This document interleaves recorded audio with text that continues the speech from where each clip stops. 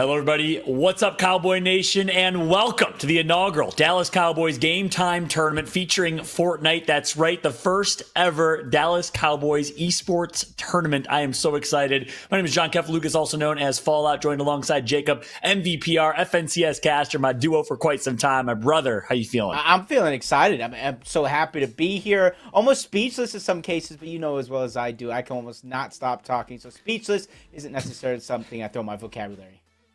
As our speechless and PR not using the same sentence should not be. This man is one of the best casters in Fortnite and in esports, I will say. I have nothing but high regards for him. I'm excited to call the action with you today. It's going to be a great day of Fortnite competition. That's right. It's a zero builds tournament. So that means, well, not the same Fortnite you've seen where people can build mansions in the matter of seconds. That's right. It comes down to gun skill. PR, let's jump right into it. Talk about the differences between zero build and what you watch in FNCS and builds in Fortnite. I mean, honestly, the biggest thing is zero builds where you can't kind of defend yourself. You can't get that get out of jail free card if you get caught out of position. So patience, knowing exactly what you're going to do, and actually strategizing is going to be very, very important. And risking it all for eliminations is going to be huge for players that are trying to make up the difference. Maybe when we get in the later stretch of those games, and you're going to see items that aren't necessarily utilized in builds mode. You got the porta bunkers, you have the shield bubbles, and then you got to mention the return of ODM gear, which is at one point or another taken out of competitive for a small bit, which is back here, plus all those other items here in Fortnite that everybody normally loves to see. The little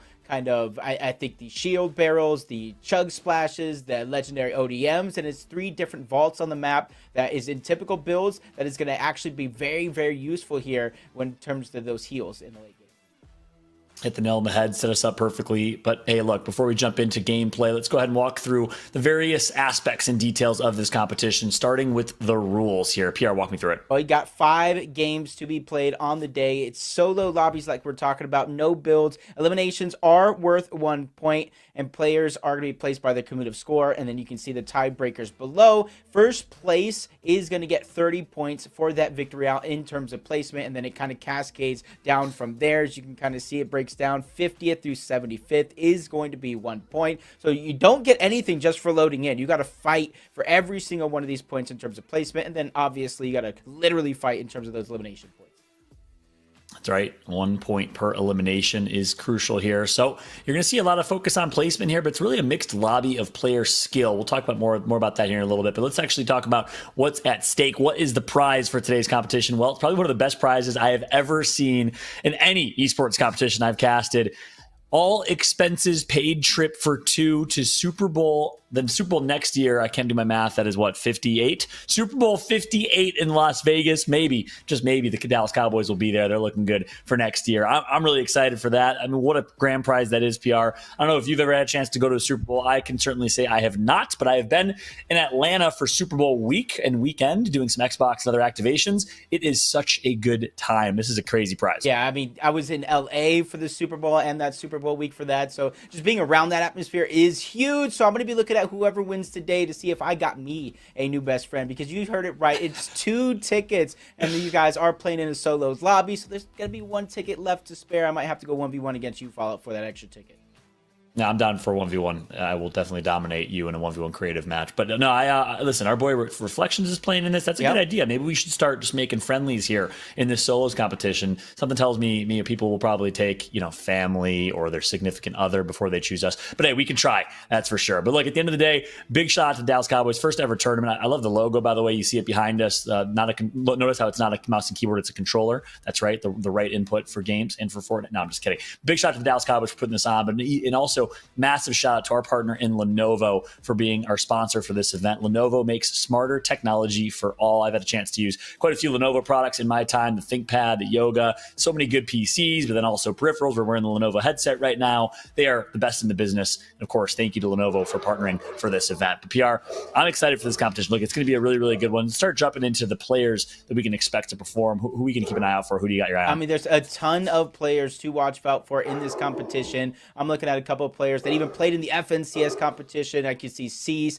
I see Trey 509. We can go ahead and mention a lot of players that specialize in the zero builds. You got Pilkey. You even got Zemi playing in this competition. And then you've got Fluger, who's played in both collegiate and the FNCS, both build and zero build. So there's a ton of experience to go around this lobby. Yeah, that's right. You know, your ex-set's very own Cease is probably my favorite. Punisher, I've been a big fan of Punisher for a long time. He's been competing ever since the summer skirmish days, way back when, one of the longest-lasting veterans in the scene. But then we got our boy Reflections playing as well. He's a Fortnite caster. He's going to be holding it. I notice how you laugh because you're not expecting much from Reflections, are you? No, I mean, I think he can do it. It's 0 builds. It kind of helps a lot of the people. This guy has a brain. You guys know him personally. He is in the armed forces, so he does know how to play tactically in a lot of these different areas. So it's just a matter if he can execute on his mechanical skill. But another caster we have in here is Sancho West, who specializes in 0 builds. He's trying to achieve that Unreal rank, which just came to Fortnite. So a lot of these players, you're going to see the varying different ranks. Some of them are Unreal. Some are still fighting for that rank because it is so new. By the way, I love that rank. So those that did not know, haven't played Fortnite in quite some time, they just launched a brand new ranked mode and rank system. It is awesome. You can climb a ladder, and the top rank, of course, Unreal mode, which is pretty cool reference to Unreal Editor in Fortnite or Unreal Engine, Epic Games. So I'm a big fan of that. Make sure to go check out Fortnite and grind yourself some ranked if you are as well. But look, you did mention one player, Fluger. You talked about someone that is actually local to Texas, UT Arlington, Texas. He's a Cowboys fan. I've been casting him for years in a variety of collegiate or DreamHack or other competitions. He also competes in FNCS. We actually had a chance to catch up with Fluger right before the broadcast here. Let's go ahead and listen in and hear what Fluger had to say. Fluger, what's up, man? Good to be chatting with you again. I've had a chance to cast it quite a few times over the past few years in competitive Fortnite. First things first, man, how you doing? I'm doing pretty good. How about yourself? Doing well. I feel like you've been going to UT Arlington, Texas for like 9 years now. Maybe time's going by slow, but are you still in school, man? I'd start with that. Yeah. First things first. I think you're the captain, or you're part of the UT Arlington esports team, and you play Fortnite for UT Arlington. Talk to me about that. How that experience has been. Yes, sir. I've been a part of UT Arlington for about 3 years now. I'm about to be a senior, going to my last year. I'm double majoring in business management and marketing, and I am the captain for the UTA team here. So it's been a journey. It definitely has been, with all these up roads with the collegiate scene. So super excited to be a part of that. Yeah, it's awesome, man. Did you start the esports program? You must have been a freshman then, because I've been casting you for 3 years or so. Did you start the program? I contacted the guys at UT Arlington about like creating a Fortnite program there, and they loved the idea. So I was like, awesome, let's get it going. So fit right in. That's amazing. I'll ask one more question. I'll throw it over to PR. You're repping your Texas hat. You're obviously Texas proud. What does it mean to you to be playing in the Dallas Cowboys Game Time tournament, the first ever tournament the Dallas Cowboys put on? Yeah, no, I've been a Dallas Cowboys fan for a while now, ever since I was growing up. I moved up to Arlington for school, so now I'm like a 5-minute drive from the stadium, and super proud to be a part of this whole game time. Hey, Dallas Cowboys Game Time tournament. Hell yeah, man. That's awesome. Jacob, what you got for him? I mean, to me, you already alluded, Fallout, to his competitive career. I've seen you play in many different tournaments, collegiate cups, Tim the Tapman Throwdown. You even teamed with me in a Twitch Rivals before. What is some of your mindset going into this 0 build event? I mean, hopefully to win it all. I mean, the Super Bowl tickets on the line. Gotta play for those. I mean, I wouldn't be mad with the top 10, top 5, but it is solo, so it is a different game mode. I have not played 0 build solo since the Tim Tapman event, but hopefully everything will go good. Without giving away too much, any strategies? Any strategies going into it? Landing my home Shattered Slabs, so hopefully we can get the mythic Havoc there and come out strong. I love it, man. Yeah, and you perform every solos competition I've seen you play, and you perform well. So I'm excited to see what you can do. If you do win, you're going to the Super Bowl, you +1, all expenses paid trip, which is pretty awesome. We're going to see the Cowboys there next year? I believe so. I don't see why not. I love it. Fluger, the Dallas Cowboys fan of UT Arlington, and of course, going to watch the Cowboys in Las Vegas next year. We'll see if you can do it, man. Best of luck to you in the competition today. Appreciate it. Thank you. Thanks for taking the time.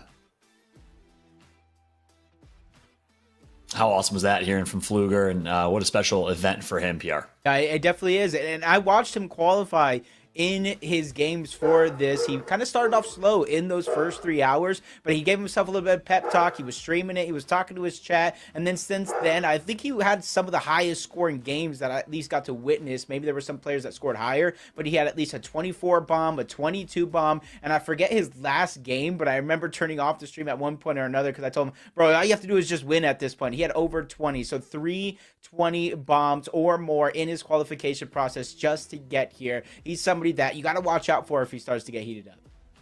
Absolutely. He's definitely on my players to watch list, top 5, I think, coming into this one. We'll see if he can perform in this one. It's going to be a great day of action. It's cool also hearing him talk about the Tim the Tatman tailgate event. That was another Fortnite Zero Build event, a solos competition. I had a chance to cast that with Reflections, who's actually playing today. And he performed well in that tournament. I can't remember what his placement was, but if I do remember correctly, he was top 5 or top 10. Top 3. He was definitely a gunner. Better. So I'm really excited to see what he can do. But look, enough of us talking heads. Guess what?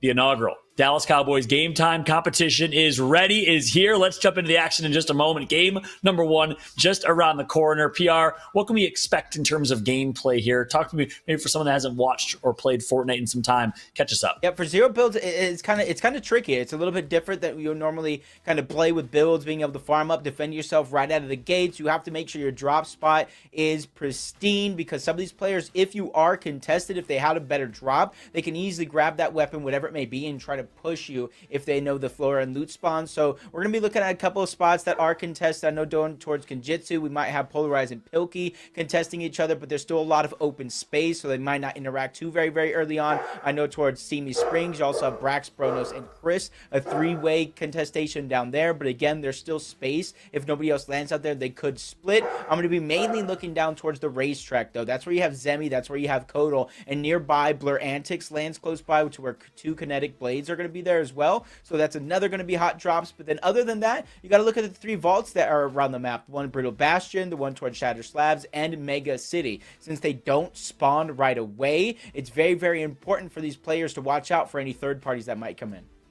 I love that. Love the detail behind that. We'll keep an eye on all of the above, especially some of the action around those vaults. It's kind of hot spots on the map, or players like to clump or congregate in that area because the loot is so valuable. But speaking of loot, let's get a little more high level. Talk to me about the weapons right now. What's in meta? What can we expect? What are we going to see a lot of players use? Typically, you're going to see anybody that can grab the mythics.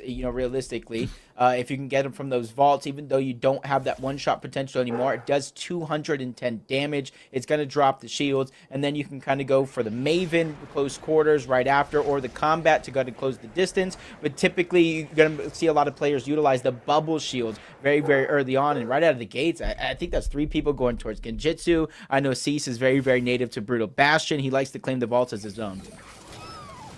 All right, well said. Speaking to Cease, jumping on board with him, you did see some Dragon Ball Z action there. That's right. Again, if you haven't played Fortnite in a while, or we're not aware what Epic and what Fortnite are doing with so many different characters across so many different IP or intellectual properties, it's amazing. Dragon Ball Z, Gears of War, Halo, I mean, you name it. There's so different anime titles if you're a fan of anime, if you're a fan of Marvel and superhero, all these different characters you can play in the experience. And now that they released Unreal Editor in Fortnite, guess what? Those characters are going to extend to any game and any experience. I don't know if you saw the Nick Merckx and Tim the Tatman and others are going to be making their own game using Unreal Editor in Fortnite, but it's pretty amazing how Fortnite has evolved and what it's evolved into. It definitely has kind of opened up the doors for a lot of different creators, a lot of different people. You don't necessarily have to be a professional at the game because of exactly what you said. The Unreal Engine, being able to play and make video games and maps on UEFN, it's absolutely huge and life-changing opportunities, just like going to the Super Bowl. Yeah, that's right. That's the prize. That's what's at stake here in this competition. Ladies and gentlemen, welcome to the Dallas Cowboys Game Time Tournament. Again, first ever Dallas Cowboys esports competition. It's a solos competition, 0 build Fortnite. So what that means, well, you can't build. I know that's kind of a staple of Fortnite, but a lot of people have loved this new game mode. Slows things down, makes it more about gun skill, movement, and mechanics. PR, you personally as a player, not as a caster, as a player, do you prefer 0 build or do you prefer builds in Fortnite? I prefer builds. It's just so high skill, even though I'm not necessarily the best at it. It's such a high skill ceiling that when you make that play or hit that edit or whatever it may be, it's just a satisfying feeling. Reminds me of the old Gears of War days.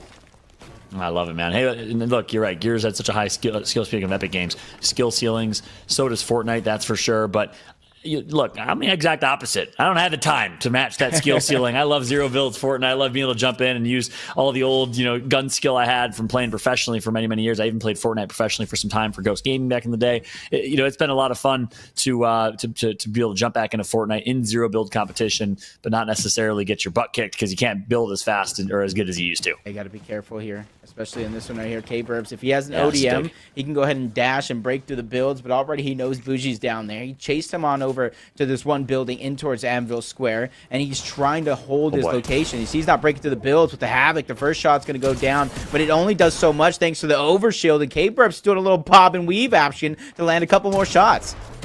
Oh, great. K-Burbs is controlling this fight in its entirety. This is where he wishes he could build a ramp. Doesn't need one. The nice little jump shot. You can tell K-Burbs has been putting in the work. Played that zero build scenario so well. Rather than panicking and pushing back into the room behind him and hitting reset, he just got a little pop shot, jump shot, like a J coming through from LeBron James, who needs to step up, by the way, in these NBA Finals. But nonetheless, great job overall for K-Burbs here. Or more like Dak Prescott with a little jump throw is probably the better reference here. Yeah, I like the way he kind of played that one out overall. And look at his loot now. He's stacked up. He has usually the 2 weapons that you go ahead and use. It's going to be the Red Eye is primarily, and then after that, you might use a Twin Mag SMG. Those are the kind of the 2 1-2 punch combos. And then from there, it's the shotgun, mobility, and then heals, right? And then usually in FNCS, you would take 2 different heals. But in zero builds, you need those bubble shields. You need those porta bunkers. You need something to get you out of a spot. And since you can't build, those are 2 huge items in your inventory come towards the late game. Oh, somebody's tire just got heavy sniped out. No mobility. This is going to be tough. Yeah, that's right. No mobility, has to get out of the car because his tire just got popped. Lixpow here has a decent inventory. Not a whole lot in terms of heals to their name, though. And, of course, Overshield currently out. For those that don't know, Overshield currently inactive. For those that don't know, PR talks about Overshield and zero builds and what that means. Overshield is basically 50 shields that regenerates over time, and it doesn't affect your actual shield and HP bar. You kind of see it over on the right where you see where eliminations are kind of tallied up. That little blue Thunderbolt shield, that is going to be known as the Overshield. If you don't take damage, you do regenerate it back. So it's very, very tricky for some of these players that are trying to do the math in their head, and they forget that zero builds does have that Overshield, and they're trying to do the math. That could be something that bites somebody in the behind if they forget about it, because that's 50. That's 50 shield and HP, and that's where I talk about the Mythic Havoc cannot one pump you in zero builds. That's right. It's massive. Extra 50 health, and it can one-pap Luxpow, as Luxpow does not have full shields to their name. Did he just get powed? Speaking of which, no, Dodge Tail got taken out. Somebody down. It was a Reflection. Reflection took down School, which is actually an FNCS West professional player. Unbelievable. All right, maybe we got to put some respect on Reflection's name that the man's been putting in the work. Taylor Reflections Noble, Fortnite commentator. Sancho West, another Fortnite commentator. Both playing in this competition, showing what they got. I was about to make fun of them throughout. I will make fun of them throughout because they're my boys. And I'll just say there's a reason we stopped competing and started shoutcasting, right? And it has something to do with lack of skill. Reflections proved me wrong. Surprised me. He's right there. But you can kind of see the lay of the land when it does come to the map. Still got a couple people fighting over that mega city vault. So it's definitely we see something here towards zero builds that is not going to be easily obtainable if people are going to try to contest it. And I do believe we got what I'm going to call him D. I don't know if his name's David or DQXvid. But I'm definitely going to go ahead and follow him on Twitch if he shows me something to remember. I think this is a great opportunity for some of the players that might be playing in this event that have qualified or might be unknown. This could be the start of somebody's career. I've seen it so many times before. These third-party events hosted by the superstars like Dallas Cowboys come in. They give people a chance to shine. And guess what? People like Fluger, you placed top 3 in Tim the Tapmans, and now you're playing in the Dallas Cowboys. And who knows? Next thing you know, you're in the Super Bowl. Insane. Can you imagine? Life-changing opportunity here for the young Fluger, 21 years old. UT Arlington, Texas, a rising senior. By the way, congratulations to everyone who just graduated. Seniors that are probably graduating either today or recently from various schools around the country. I know it's a big, exciting time. Whether you're a senior in high school, senior in college, congratulations to all of you. And that's my favorite time of year because, you know, YPR football season right around the corner, brother. We get to watch the NFL again. Ready for that one. Me too. I'm ready to watch the Dallas Cowboys. Let's see if Dak Prescott can kind of turn it up this season. Do you think he's going to turn it up this season? I think he will, man. I think the Cowboys are going to make it to at least the NFC Championship this year. They've been on the up and up. I think they're going to be just better and better. I want to see them lock it in the playoffs. With that said, I don't know if they play my Bear. I'm from Chicago. Like, I ain't going to pretend like I'm a Cow. My sister's a massive Cowboys fan. My brother is too. It really, yeah. When my sister found out, she saw my Dallas Cowboys T-shirt. She's like, "What? You're a Bears fan?" I'm like, "Yeah, but I'm a Cowboys fan for the next couple of weeks." Ooh. Shot at the Cowboys, put it on the cement. Oh my Somebody gosh. called an Uber. The hijack. He's gonna get right in the car. Joins Killnuts against the elimination. Zemi with a cheeky play immediately drops the border fort and immediately gets to reset to full. But this is looking scary for Zemi. He's getting flown at. Back-to-back shield fishes get him 80 shields to work with. Zemi's been in this situations before. He's played in some of the most prestigious zero build events that we've had so far in Fortnite, and this is great movement. He's trying to trick out Hazley. He knows he doesn't have the health lead, so this is important for him to stay alive. But the combat shotgun with the distance from Hazley is going to take down Zemi, and there goes a big name out of the lobby already. Yeah, Hasi plays that perfectly. Outmaneuvered, outsmarted with Zemi, but obviously Zemi had the disadvantage. Hasi came through with the third party. Zemi was a little taken. That was already damaged from the previous fight, and Hasi gets the elimination. So it's going to be one for each. Zemi gets an elimination, but gets taken out in 49th place. Hasi gets to fight another day here. Yeah, honestly, the first game is going to be one of those games where you can kind of make your excuses. You're feeling each other out. You know, a lot of players are trying to land at their drop spots and maybe over contested. So in game number 2, you might see some switch ups. So if any of these players did go back to the lobby very early on, you may see them hit the VODs, figure out where players are landing, and figure out where can I change things up at. That's a great point. And again, for those that maybe are watching with the Dallas Cowboys, maybe you don't play Fortnite competitively, this is your first esports tournament, I'll keep kind of explaining things. When he says go back and watch the VODs, what does he mean? Video on demand. So basically run back and watch this broadcast. And we showed the map, we showed where everyone's dropping, and you can pick a different drop spot going into the second game based on what is or is not available. Think of it like a game of real estate or Monopoly, if you will. You want to go and pick your own spot, your own location to drop in where you're not going to get contested. Some locations have better loot or better positioning than others. As you see the map right here, this is a perfect example. You know, Brutal Bastion or the Citadel or others that are better drop spots based on loot. And we'll see how people react here in game 2. Yeah, with the zone changes this season, particularly the ones that came mid-F and CS, there's a little bit of a pattern that does go on with the zones. You got to be able to kind of watch where that first zone is and kind of follow it there. We're going to get a north to western pull, but eventually we're going to have a little bit of a cutback towards the south or eastern side of the map. So where you position yourself is going to be important. But a lot of these players in zero builds, you like to see them hover towards the edge of zone. They like to make sure nobody is behind them, so that way they can shield themselves. But there goes NPen trying to think outside of the box. He chops down the tree, and he's trying to break through the builds, leaves Thoric no place to hide. And you can see his loadout right now. It's going to be very, very hard for Thoric to survive this if he does it right.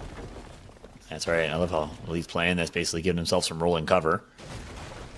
And he's going to use this to break this building in its entirety. Heads up plays from Elite. NPen here. Thoric right in front, maintaining control is NPen, but Thoric says, nah, this is my fight. Good back and forth shots, but NPen's gonna get the elimination over Ignites Thoric. What a play from NPen from start to finish. Brilliantly pursued. Yeah, and you can kind of see the kind of benefits of the heist and accelerated Maven right there. As you go ahead and fire more and more shots up, the speed and the rate of fire does ramp up. So NPen had the advantage over Thoric, who had a gold Maven. So you can kind of see the two difference. When you have these heisted weapons, you get a little bit of ability kind of go along with it, and NPen used that one to perfection, knowing exactly what to do. But it doesn't surprise me. FNCS finalist, he's a collegiate player. He's been around the block once or twice. Looks like it's fall time in Fortnite land right now. You know, what happened to the days where they would follow the seasons, you know? Or maybe probably just a certain POI on the map overall. But now, jokes aside, hiding in a rake of leaves. I don't know about you, PR. You live in Vegas. You ain't got no leaves there. That's for sure. You're in the desert. But where I come from in the Midwest, yeah, very dried up. Where I come from in the Midwest, that's what we used to do as kids. We used to rake up leaves and then jump on them. You ever experienced that as a kid? Once or twice, actually. Once or twice. Nice. California living? Exactly. When I lived in California before I moved over. So what you guys are seeing right now, though, is NPen, every single player spawns with a weapon cache, but some players share that weapon cache with another that you're going to have to fight for. And it degrades in rarity depending on how long it does take. So even though he's not going to get much better weapons, he's going to get those legendary slurp juices, which gives you health and HP and shields over time. So it's very, very important, and a huge difference between just a chug splash, a mini, or even a big pot. That's a great point. Yeah, taking a look at everyone watching, I guess. Take a look at the top left of your screen. 38 out of 77 players remaining. So, you know, yes, take a look at this beautiful Game Time logo and this Lenovo logo that's about to show. But no, talk to me, PR. such an aggressive early game. Is this what you'd expect typically in zero build, or is it usually a little bit, less fast paced compared to FNCS and builds for it? Well, in the early game, that's when you're going to see a lot of these risky eliminations, because the chances of getting third party, because everybody's going to rotate in and try to get to their spot. So those are the times you're going to get those eliminations are spread out. And oh my gosh, Fladoom, bro, they're shallow in the bush. I know he doesn't see them. Grab a rake, get those leaves out of your way. Oh no. And then you got plays like this in the mid game. End game is where you're going to see the aggression actually ramp up and somebody try to make a difference as he gets third partied by one. Shallow's patience right here is huge. And he nosedives right into the water, but finds a way to survive for now. How much of a blessing was that, PR? There happens to be a whip right next to him. Wow. Gets in the whip and manages to survive, but for now, he was getting taken out by 2 players there simultaneously. This car is in shambles, though, just like Fladoom's life right now. We'll see if he can survive this. He even shot into the bush, missed Shallow by mere inches to go ahead and get third party. And you can see right there, the Bush Warrior augment's already taken up, giving him shield and HP. Yep, huge. He popped the mini just in case he started getting tagged at, but this is where it's going to stop at 150. And so he's at least healthy enough. You add in that overshield, so he has 200. The only way he's going to go down in one shot is a sniper headshot, or if somebody has that Mythic Havoc pump. That's right. You mentioned the Bush Warrior augment. For those that haven't played Fortnite yet in Chapter 3, and it's obviously been out for a couple months. It's been a lot of fun. The addition of augments. These are kind of like perks that you can get. Different augments unlock different things. One of them is Bush Warrior, which gives you HP and shield while sitting in a bush. On board with 2 AM Frost right now. Speaking of brand new items, talk to me about this one here, PR. That's the ODM, the collaboration between Attack on Titan brought into the game. And it kind of serves a very, very similar purpose as the grapple hook or the Spider-Man web slingers, but it adds that double of the dash attack where you're able to break through builds. And if zero builds, you get caught off guard. If someone like this, Fluger's hiding in the attic, just trying to play his position very, very relatively safe, it could break through the builds and cause so much destruction. And if he doesn't have anything to kind of defend himself, it's like a fish getting caught out of water. That's right. And we talked about Fluger a lot in the pregame. Jumping on board with him now for the first time on broadcast is Fluger, UT Arlington captain of their Fortnite team, which again, I never thought it so quickly esports would be accepted and embraced at the collegiate level. I heard a story the other day by a couple of young kids that are agents, just graduated from Syracuse, and said, our Syracuse D1 football players asked to play with the Syracuse Fortnite team. That's right. They wanted to play against them in Fortnite or Call of Duty. Pretty cool to see esports accepted and embraced at the collegiate level. So many different colleges, universities offering esports scholarships now. You can join the collegiate esports team just like you could the football or basketball or baseball team, which is really great to see how quick esports is growing with the explosion of games like Fortnite. You see somebody's already claiming that Rift Island towards the top. It loads up into the game, and you can capture that point. You can get overclocked Mythic Pulse Rifles. There's a ton of loot up there to grab. And Vanilla's right here, one of my favorites as well. Coming up close in FNCS Chapter 3, Season 3 of the West Region before it combined. He fell short just by a little bit, and you can see what his plan is right now. Get some shield for himself, get some cover for himself with that porta bunker, and then he's going to use the med kit before he continues his rotation in towards zone. But now that it pulled towards the south, that's going to give him at least some time to kind of deal with where he's going to plan his rotation. That's right. 34 players remaining in this competition. We're at Storm or ring number 6 of 12. At the bottom right of your screen, 30 seconds left. Players are going to have to make this far rotation into the south. One's already doing so through the storm. It's taking quite a bit of damage. Is that light blue player on your screen, the bottom right on your map. On board right now with David. David, currently nearby polarized, might get caught in a 1v1, but just taking his time, clearing out his corners. Knows he has some time to make this rotation, but PR, look how many teams are clumping here at Anvil Square. This is going to be an absolute insane rotation for them. No, it definitely is, especially if you find yourself without mobility, just like you saw David polarize, at least have something to work with. You can even see he has those mythic overclock pulse rifles. He does have that legendary Havoc, so he definitely is going to be able to kind of go 0 to 100 in a blink of an eye, and then he has the porta bunkers to kind of shield himself, which he's going to need once he starts rotating and figures out how many other players are here. Hyper awareness, another caster of Fortnite over on into the distance. 2 AM Frost, professional player for 2 AM. You can see him. He has some extras, so he's just kind of throwing it out, giving himself some cover to work with as he makes his rotation. Smart play. That's right.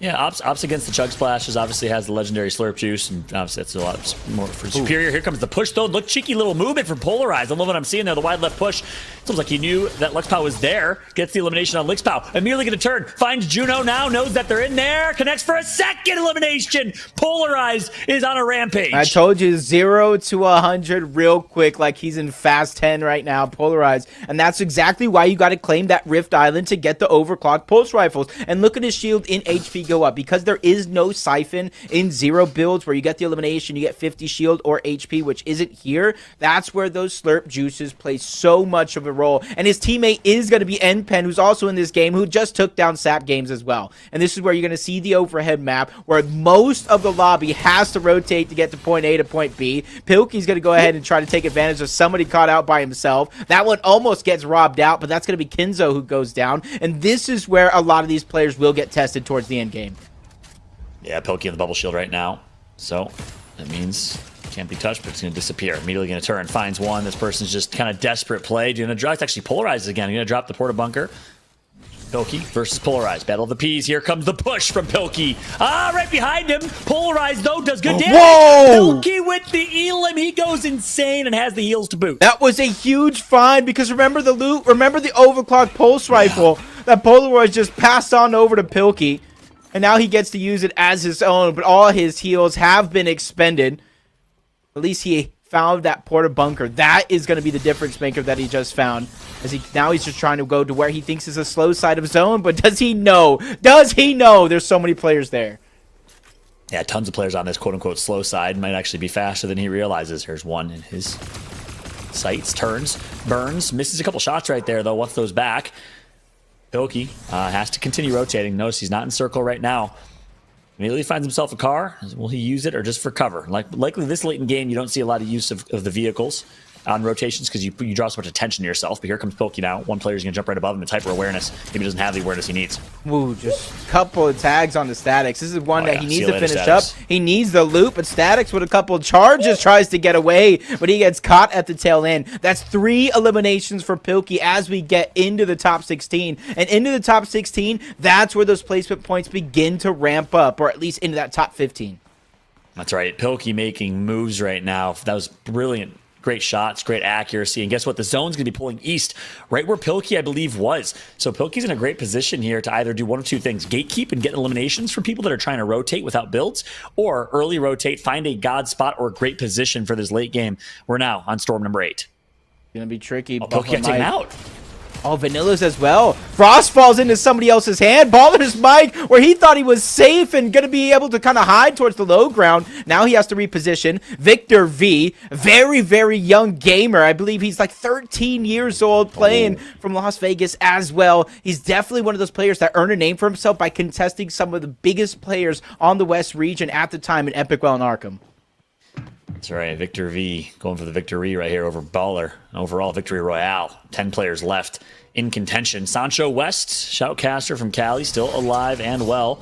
Playing as the Cowboys skin. Things you love to see. He's also a massive Dallas Cowboys fan, so this is really a cool event for him. Immediately jumps right on top of the truck, hops in the pickup, and rotates through. Is he going to make it in untouched? This is huge. This is quite the interesting rotate. This is huge. Yeah. He was telling me his favorite Cowboys are Darren Woodson, Moose Johnson. He's poking Cowboys gives, scoring a touchdown. This is exactly one of those strategies that people don't expect, because you hit the nail on the head. People do not typically take cars into the late game. Now, if you see a car, you look at it, especially now, you don't hear the engine. He's just a passenger skating his way to placement points. Sancho West, he could go all the way.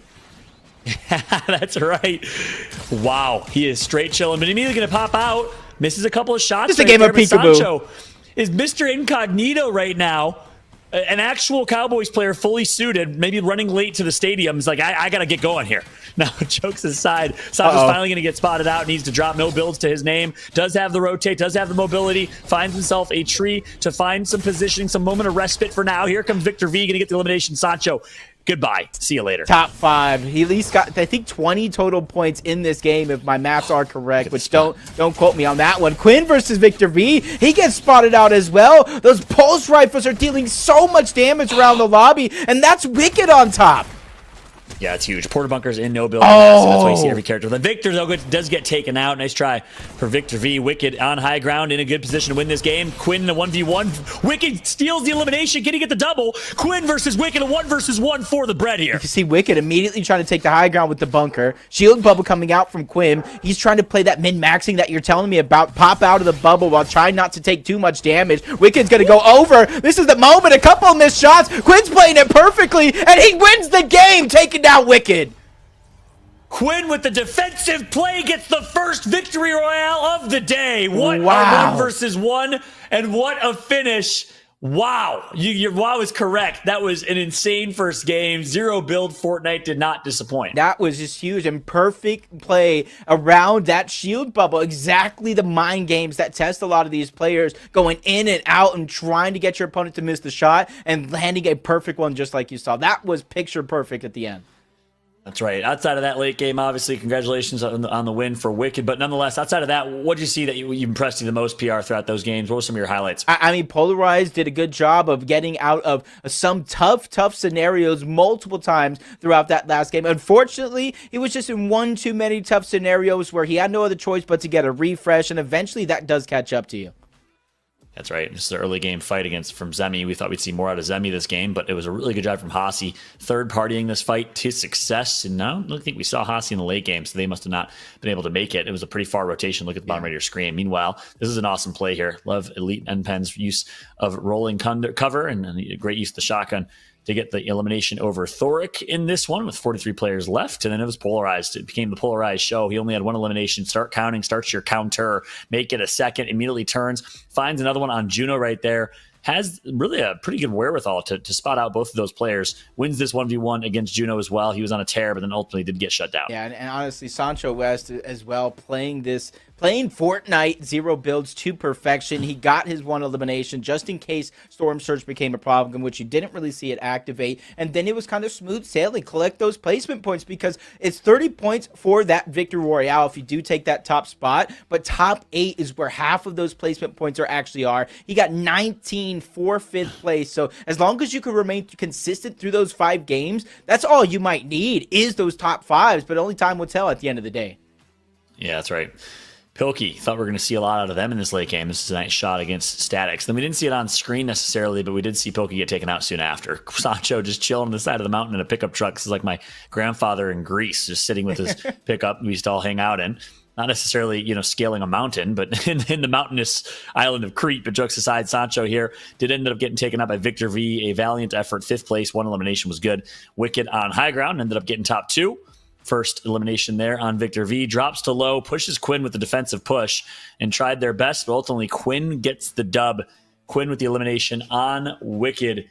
And Quinn is your winner of game number 1. Yeah, Quinn has kind of been practicing as well. He qualified through the qualifiers, so he has a ton of experience. And then he has even more experience because he plays with viewers. He puts himself in so many different scenarios. I think he's been one of the few players that does see it all in terms of the level of competition. And that's going to be a huge victory royale because that's 30 points off that alone. Depending on how many elimination points that he has, he can probably keep that up and build himself a little lead within the next game. That's right. And for these players, like Quinn and others that play, either build Fortnite or FNCS and maybe don't play as much 0 builds, do you think they have a disadvantage from like the all-in, I'm just a 0 builds player, or is it pretty easy to transition those skills? I think for the most part, it is easy to transition over Agreed. A good majority of the skills. There's some fundamentals that are more so in 0 builds, like checking your corners, checking the buildings, the attics, every single nook and cranny where players will, and you best believe they will try and hide in a lot of those scenarios. That's not necessarily as prevalent in builds because you don't need to go into a building because you could just build your own. So a lot of those, majority of those things do carry over, but the small little differences. So if you're choosing now to learn, you might get caught up on a little of the simple things. Yeah, no, I completely agree with that. I think it does require slightly more game sense because you can't just get out of jail free card, build yourself cover if you get caught in a bad spot. Every decision is super important, so it does require really, really good game sense. That's why I think players like Nick Merckx, even Tim the Tap Man, can come back and play 0 builds and find somewhat success. And it really is because, hey, at the end of the day, it's the same games we grew up playing, right? Yeah. Gears of War, Halo, games where you need to learn how to push wide right, outsmart your teammates, use cover, check your corners. A lot of those traditional game sense requirements carry over to Zero Builds Fortnite in a pretty big way. So if you haven't had a chance to play Zero Builds yourself, make sure to check it out. And hey, look, you might have some time because we're going to take a very quick break. Again, big thank you to Lenovo, making smarter technology for all, for partnering and supporting this event. Let's go ahead and throw it to a Lenovo break here. We'll be right back.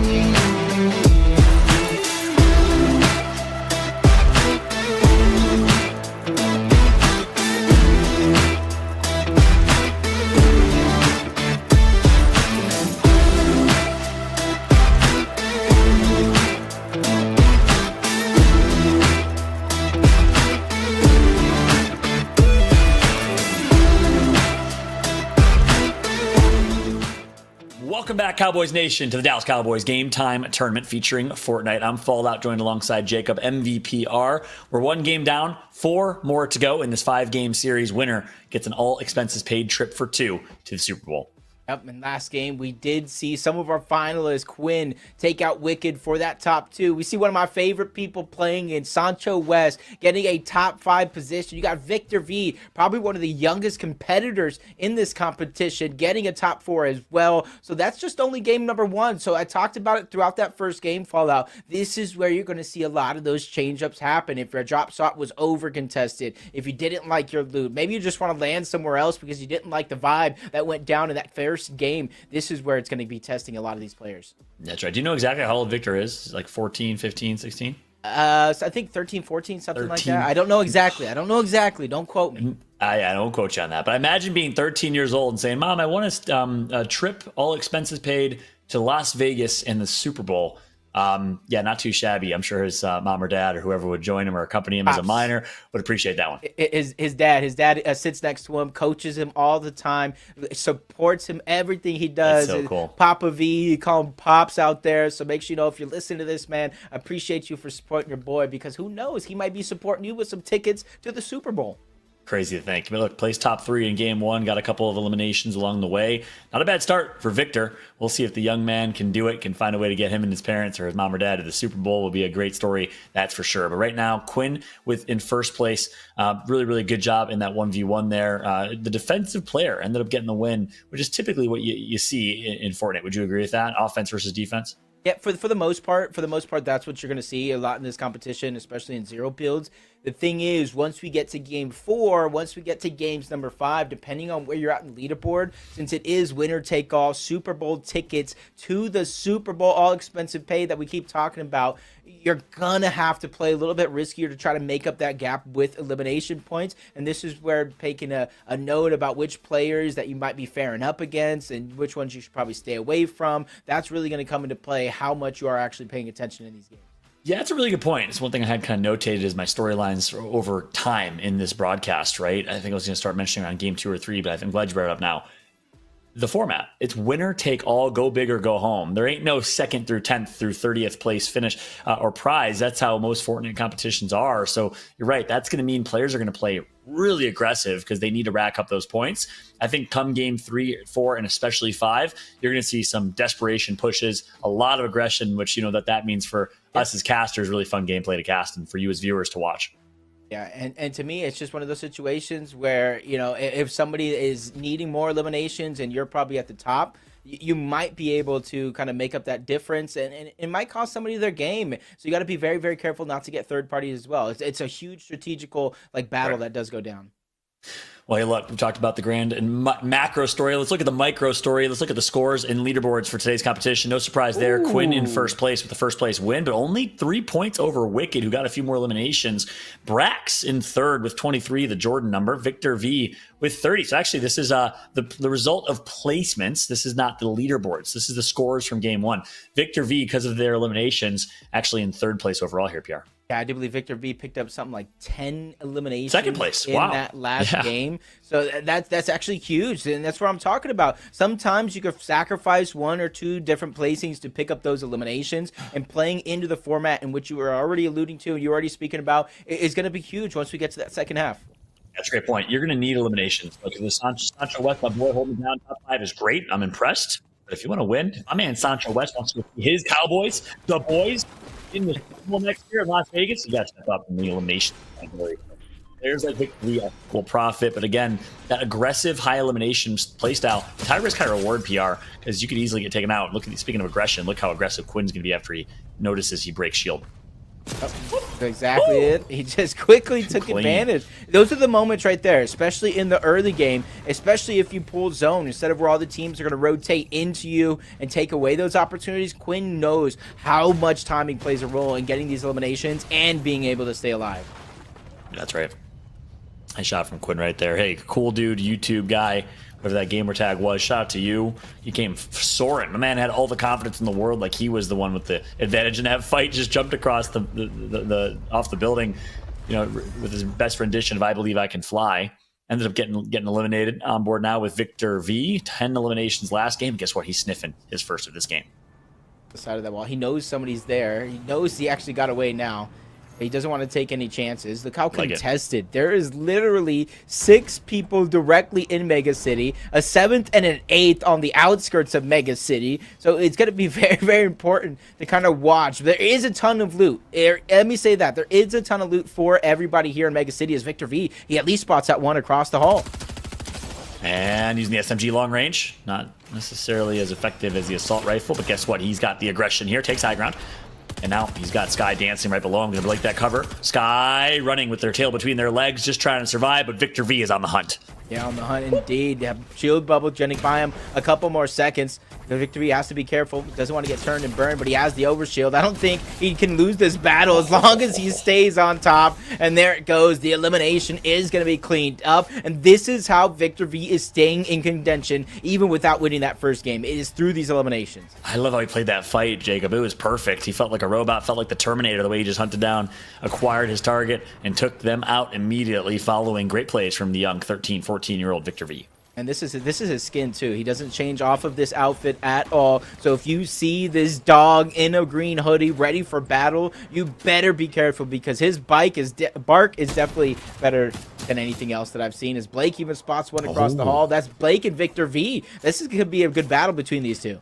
Yeah, that's right. Former Ghost Blake, now on TNA, PSG pro player versus aspiring and rising Fortnite pro player. And there's one more player nearby. It's what you'd expect from Mega City, right? This POI, talk to me a little bit about it. PR, obviously great loot. You expect a lot of players to be dropping here. Yeah, a ton of loot. There's definitely some mobility if you can find it, especially if the Scout Regiment chests do spawn up in some of those elevators. As Blake spots him out yet again, Rob tries to go for the kinetic blade, but there's a couple of seconds fall out, which are invulnerable. You cannot move, and Blake takes advantage of that.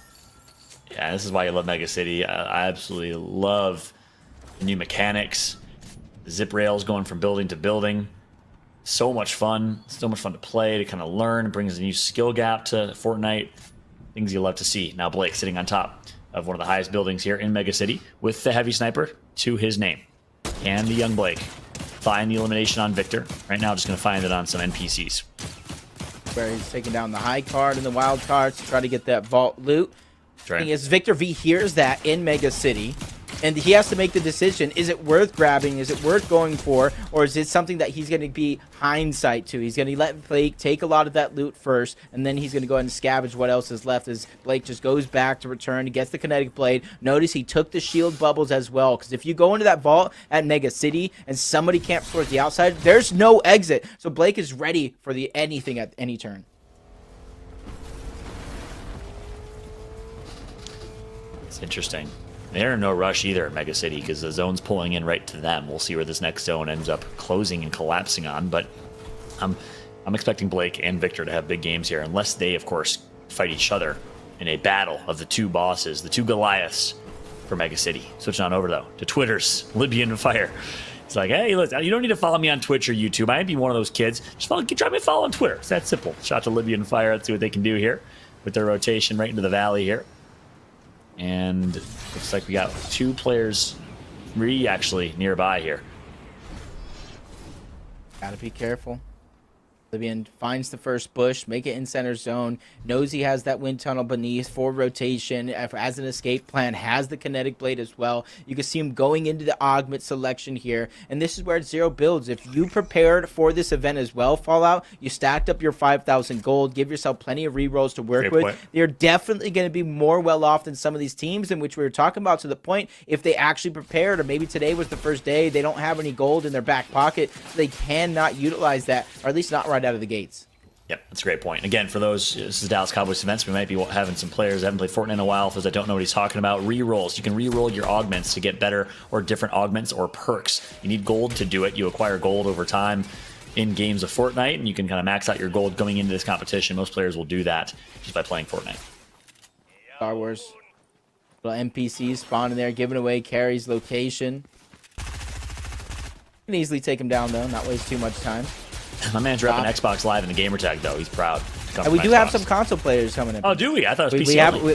We have a few console players. Awesome. Crossplay, that's the beauty of it. Yeah, that's great. NYC, another tough competitor to watch out. Some tournaments, though, some tournaments require PC only. I'm glad to see the Dallas Cowboys being as inclusive as possible. All consoles allowed to compete here in this one, and brings back to like Piers, XBL, and all the OG players that stayed on Xbox and PlayStation continue to roll. Barely slides into the bush. Carries the one on the other side. You got School towards the back end as well. School's trying to have a better game this time around, because that's who Reflections took out in game number 1, and that's something that'll wake you up. Reflections, yeah, it's like you can take out my Reflections. You got to rethink things. You know. He's tough though. The Reflections, I've been seeing him game lately, playing some Call of Duty ranked. He's playing some Fortnite Zero builds. So even though I'm surprised, I'm not too surprised. He can get one. He might get one elimination. We'll see if we jump on board with him at any point. We'll be jumping on board of Peach Cobbler. They get taken out, become a Peach Cobbler by the Squid 777 Lucky Sevens. Squid gets an elim over Georgia Peach's very own, and Squid now will live to fight another day. Not many players in their vicinity, so Squid will be able to hit a rotate, but needs to hit a pretty maximum rotate. Zone's closing in 52. Yeah, zone's going to have a southwestern pull for the majority, maybe one or two more zones, and then it's going to pull towards the east. So these players and the rotations, the timing has to be perfect, because if you get stuck on that congested end, we've already seen what done to players in game number 1. Players that were stacked off. They had some of the best loot on the island. You get stuck on that side of zone, it is tough, especially 60 grenades. If you can do the 60-meter grenade toss, as Brax just goes and takes advantage of somebody trying to open up a chest, shield bubble coming out, and this is where the real battle begins. Yeah, but has an advantage. But Abrar's even held back. Doesn't have their overshield, though. Brax does. Brax controlling this fight for now. Abrar needs to somehow flip it and says, I'm just going to run away or get in the car or just get taken out. Brax with the elimination. I love the attempt. I like what he was thinking. You can get in the car. You can change the seats up just a little bit to try to toss your opponent. A little cheeky movement, right? Yeah, off guard. But Brax, he had too much of a shot lead there at that stage in the game. It's unfortunate enough. I'm not sure he better off than he was before in terms of his loot. He still has that very, very common combat shotgun. So he probably should be looking for something to bolster his loadout. But at the same time, there's that weapon cache that kind of just spawned, and that's where he's going to go ahead and grab that. Yeah, that's another thing. Look, you mentioned had a shot lead. That's another thing in Fortnite Zero Build that is kind of more reminiscent of old school games or esports, right? In Fortnite with builds, you lose your shot lead, no problem, no sweat. You can build, you can get yourself back to full, you can reset a fight. In Zero Builds, every shot matters, and you can take your advantage, but it also sets up these moments where you can make plays. You can be someone that has the shot disadvantage, but still turns around the fight with some good maneuvering, good movement, and good accuracy. Everyone's kind of positioned at the top of the island. Headshot shake. Sancho West, that was a good idea. Just go ahead and be the passenger in this game and let everybody go by. Park it at the top of the mountain. And you can see, though, the biggest thing for Headshot Chick is the lack of mobility. So this car has a little bit of an important role in trying to keep that one alive. It does look like Pilkey did take down N-Pen. And that's what you want to do if you're some of these other players in the lobby. Let everybody else take each other route, and you just collect those easy placement points. Because once you get in the top 8, you've at least collected half of them for your efforts. Yeah, that's right. And now Pilkey, not many players nearby, southeast side of the map there in Slimy Springs, will be able to just reset and control this rotate. But there's one player, or sorry, Steamy Springs. But we'll have one player gatekeeping. When we say gatekeeping, we mean, well, you're at the gate or the entrance of the zone, and you're keeping the player from entering. Kind of the name of the game. You have that great position. You don't want to give it up easy, as Pilkey's just checking the bushes, making sure nobody's hiding inside. And with the red eye, I like what he did. He took his time, landed a couple more shots into the bush, because it's easy to miss a couple shots and think it's safe. So he's making sure that no stone is unturned, or in this case, no leaf is unmoved. Did you think that one through before this, or did that just come to you naturally? That was natural. That's the one. That's the only one you're gonna get from him. That was so good. He says only one. There's gonna be 15 more of those for the broadcast sense. That was impressive, man. Brax took out Headshot Chick. Ooh. Now he has an Uber of his own, as Trey's just trying to take somebody out. Weakens the car to try to destroy as much of it as he can. That's Opt on the other side. Opt versus Trey. This is a battle between two big content creators trying to earn their spot here in the Super Bowl, in the stands at least. Yeah, and that's what's cool with this tournament. It's open to anybody, right? Whether you're a pro player in FNCS, an OG pro player like Cease or Punisher, or a new school pro player. Obviously, you got Blake, who's been doing it for quite some time now, or others. Or you're a content creator, or just a fan of the Cowboys, and you saw this tweeted out, and you wanted to play Fortnite. You play Fortnite, and you made it here. Or Reflections, Sancho as a shoutcaster. You can play in this tournament. So that's what's awesome. It's a hodgepodge of all types of different players with all types of backgrounds here in Fortnite. Trey, as a content creator, trying to show that, hey, content creators can play, can shoot too. This is Zero Builds, Jacob. This isn't builds. Anyone can win this tournament. Yeah, and you see kind of everybody positioned into the center of zone. Those are the players that are trying to earn that spot here.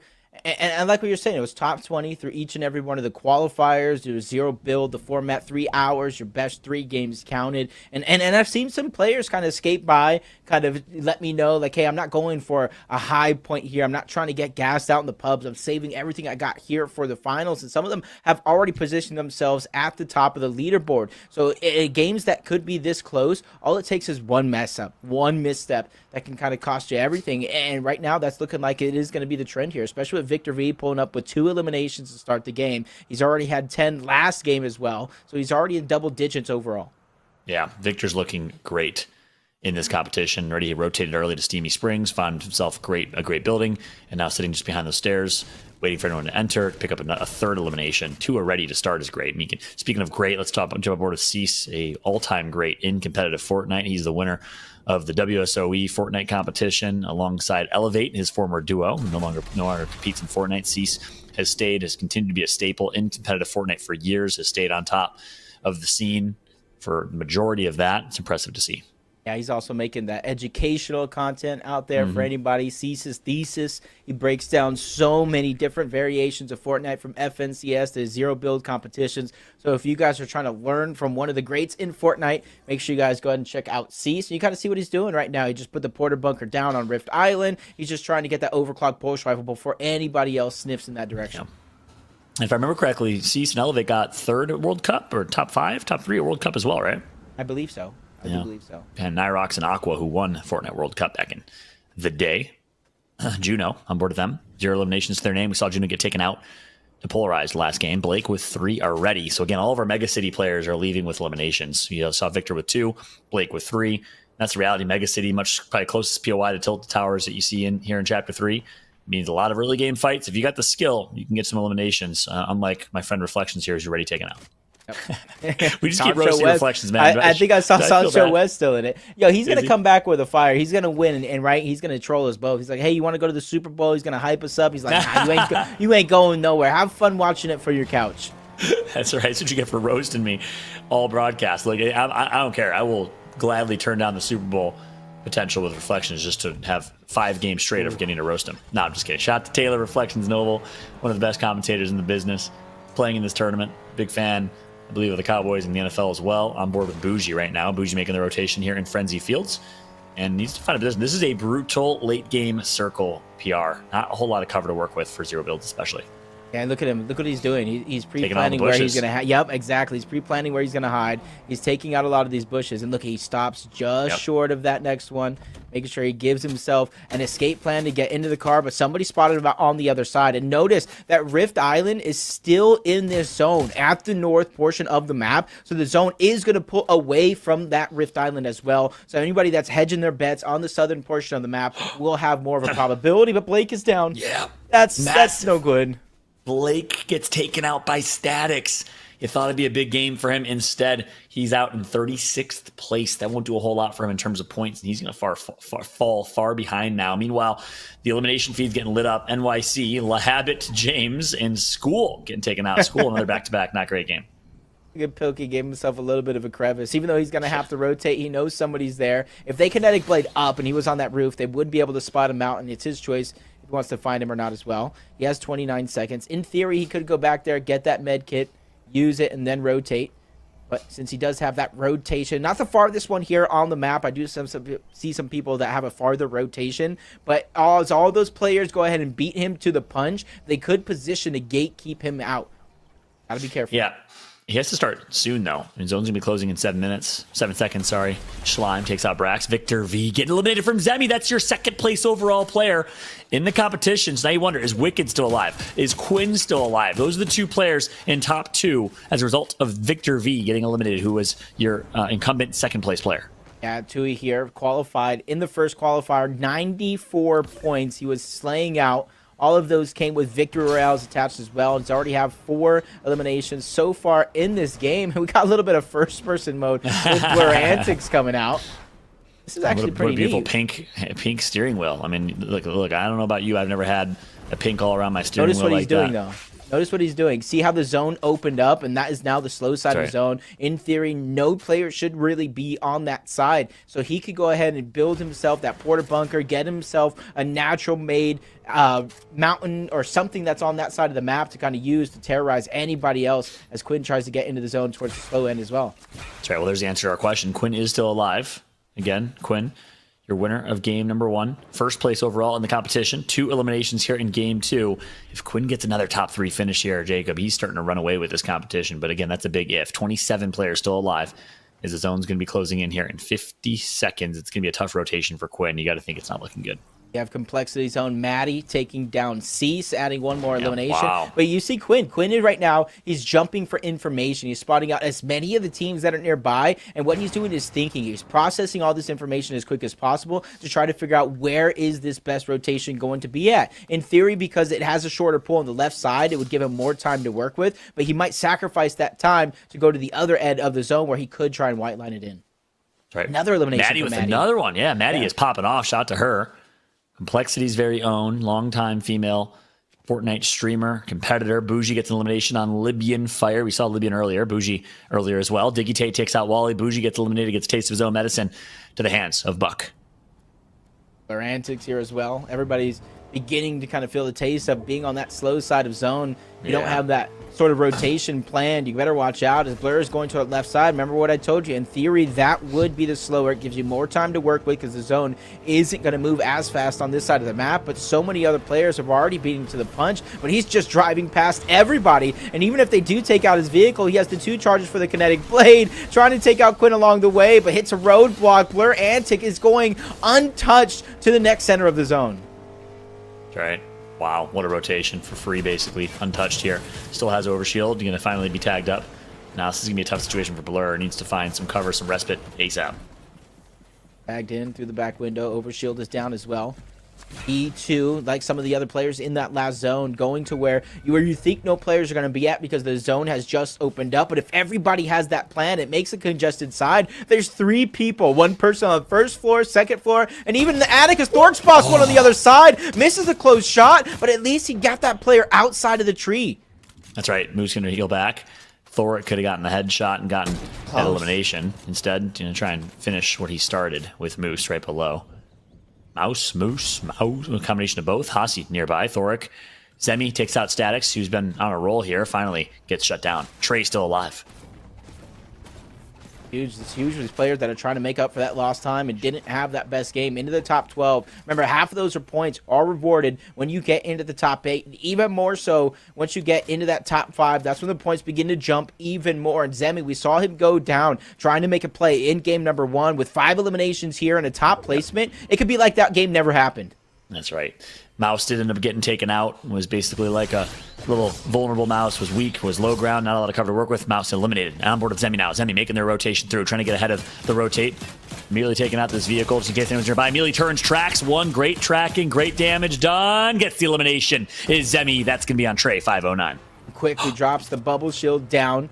Some on the other side. So he knows that this bush is going to be one of the most sought-after locations, but instead of waiting for it, he brought the fight to Maddie, taking her down, getting himself into the top 10. That shows the threat of that Mythic Havoc pump, but shots coming in from all angles. Zemi's trying to get out, goes into a bush, but he finds Frost. A huge shot's going to be fired, but he gets taken down with the porta bunker there. Frost has bought himself more time. Yeah, that's right. Zemi had a big game, though. High eliminations. Now it's Frost. It's Punisher. It's Quinn. The last 3 of these 7 alive. On board with Hazi. Diggy Tate. Both alive, as well as Quinn, the winner from last game, looking to go back-to-back. Ozzy knows somebody's there on the other side. Everybody using the cornfields to hide as much as possible. Thanking the farmer that he's built such a huge livestock here. As Diggy, he has that breacher shotgun. If he can land a headshot, that will deal a ton of damage. But if he gets in the CQC and he starts to hip fire, that's when things can come tumbling down for Diggy. Look how many players are all in this cornfield nearby. Punisher gets 1 on K-Burbs. Thoric, not a whole lot of health to their name on high ground. 6 players alive. Tension so tight you can cut with a knife here as we're on board with Diggy Tate. On this rotation, pretty max rotation, pretty far one. They're all within the vicinity. This is like a game. It's like a horror movie here, Jacob. In the cornfields, it's Halloween season. Here comes Punisher. Him taking his time, 1 bush to the next. We know Hazi's on the other side. I don't know what Punisher is, but Zone's going to make them push past each other. He goes up. He goes over. Shield's going to get dropped down, though. He has no heals left to his name. First, Bubble Shield's going to go down. You see the Slap Juice over on the other side, but is that worth the Punisher? As everybody's going to Kinetic Blade to try to take his spot. Oh no, he hit a bounce. Needs to buy himself time. Had to use another porta bunker. Gets taken out by Quinn. Quinn now has all the cover in the world to work with, but getting hunted down. 49 HP to their name, and that's it. Gonna get eliminated. Quinn, see you later. Hazi gets the pick up, but it's gonna be Thoric Hazi who gets a double on Diggy. Hazi can't be stopped. He's a brick house. And Thoric down low, he's waiting. Frost was taking the Uber, so he's going through unscathed up to this point. Chug Splash is going off. Frost is trying to find an exit as he takes down Thoric as well. This has come down to a 1v1 with the health lead going on over to Hazi. That's right. Frost trying to get their overshield back and going to be taken out. Hazi is going to be in control of this fight with high ground. Hazi with the dub. Hazi wins game number 2. What a performance for Hazi. 5 eliminations and a victory royale. Late into that game, Hazi knew the back was against the wall. I can't just hide my way. I'm going to have to fight my way out, get elimination after elimination to get that top spot, which is a huge 30-point boost with that victory royale. Massive game for Hazi after getting taken out fairly early in game 1, not in the top 10 or even top 20 in standings. Needed a big one because, again, this is go big or go home. You got to be first and nothing less if you want those 2 illustrious tickets to the Super Bowl next year. Wow, what a game number 2. What a showing overall. We'll jump into the highlights here in just a moment to show you guys the action in case you missed it. I can see in that last game, Hazi had 1 elimination, scored 46 placement points, didn't really have much to show for it, definitely moved up the leaderboards after that game, but is Hazi going to be in first? I'm not sure because Quinn, he lasted very, very late, got himself into the top 7 where he got a ton of placement points and a few eliminations as well. Yeah, that's right. I think that's going to be enough for Quinn to hold on. But if Hazi had as big of a game as I think he did in 5 elims first place, that was huge. And depending on his game number 1, it's going to be close in the standings. But hey, we'll get the standings after our break. For now, let's walk through these highlights. Sprax with elimination over Abrar there. Zemi, only 12 players were left in this scenario. Great tracking. Mouse and keyboard player, clearly.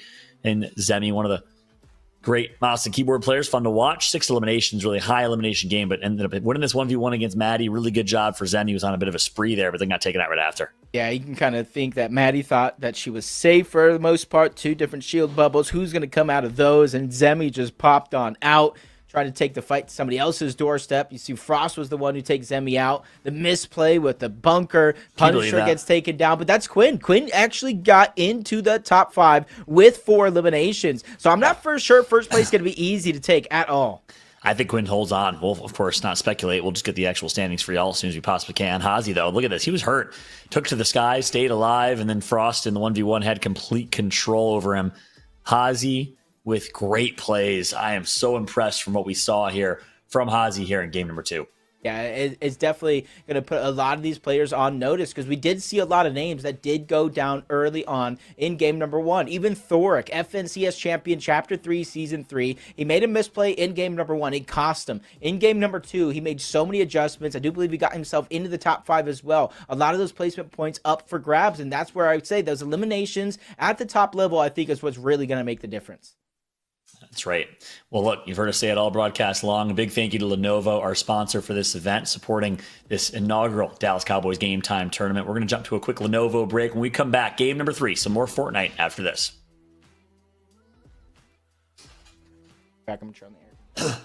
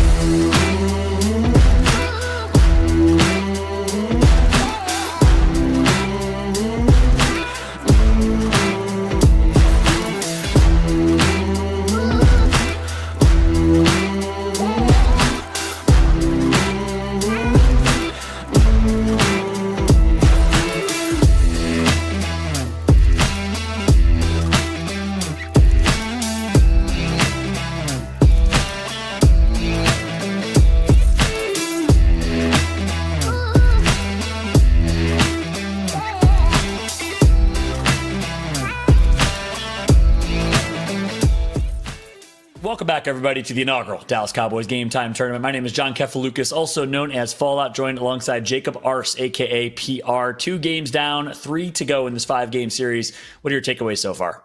I mean, this is where you really have to start to cement yourself. 2 games, like you said, are down. That warm up, those excuses are out the window. You better have solidified your drop spot and your game plan, because what we've seen is we have some consistent players already putting themselves a little bit of distance between them and the rest of the leaderboard after that first game alone. So we saw some make it into that end game away again, so I can only imagine what that score is already.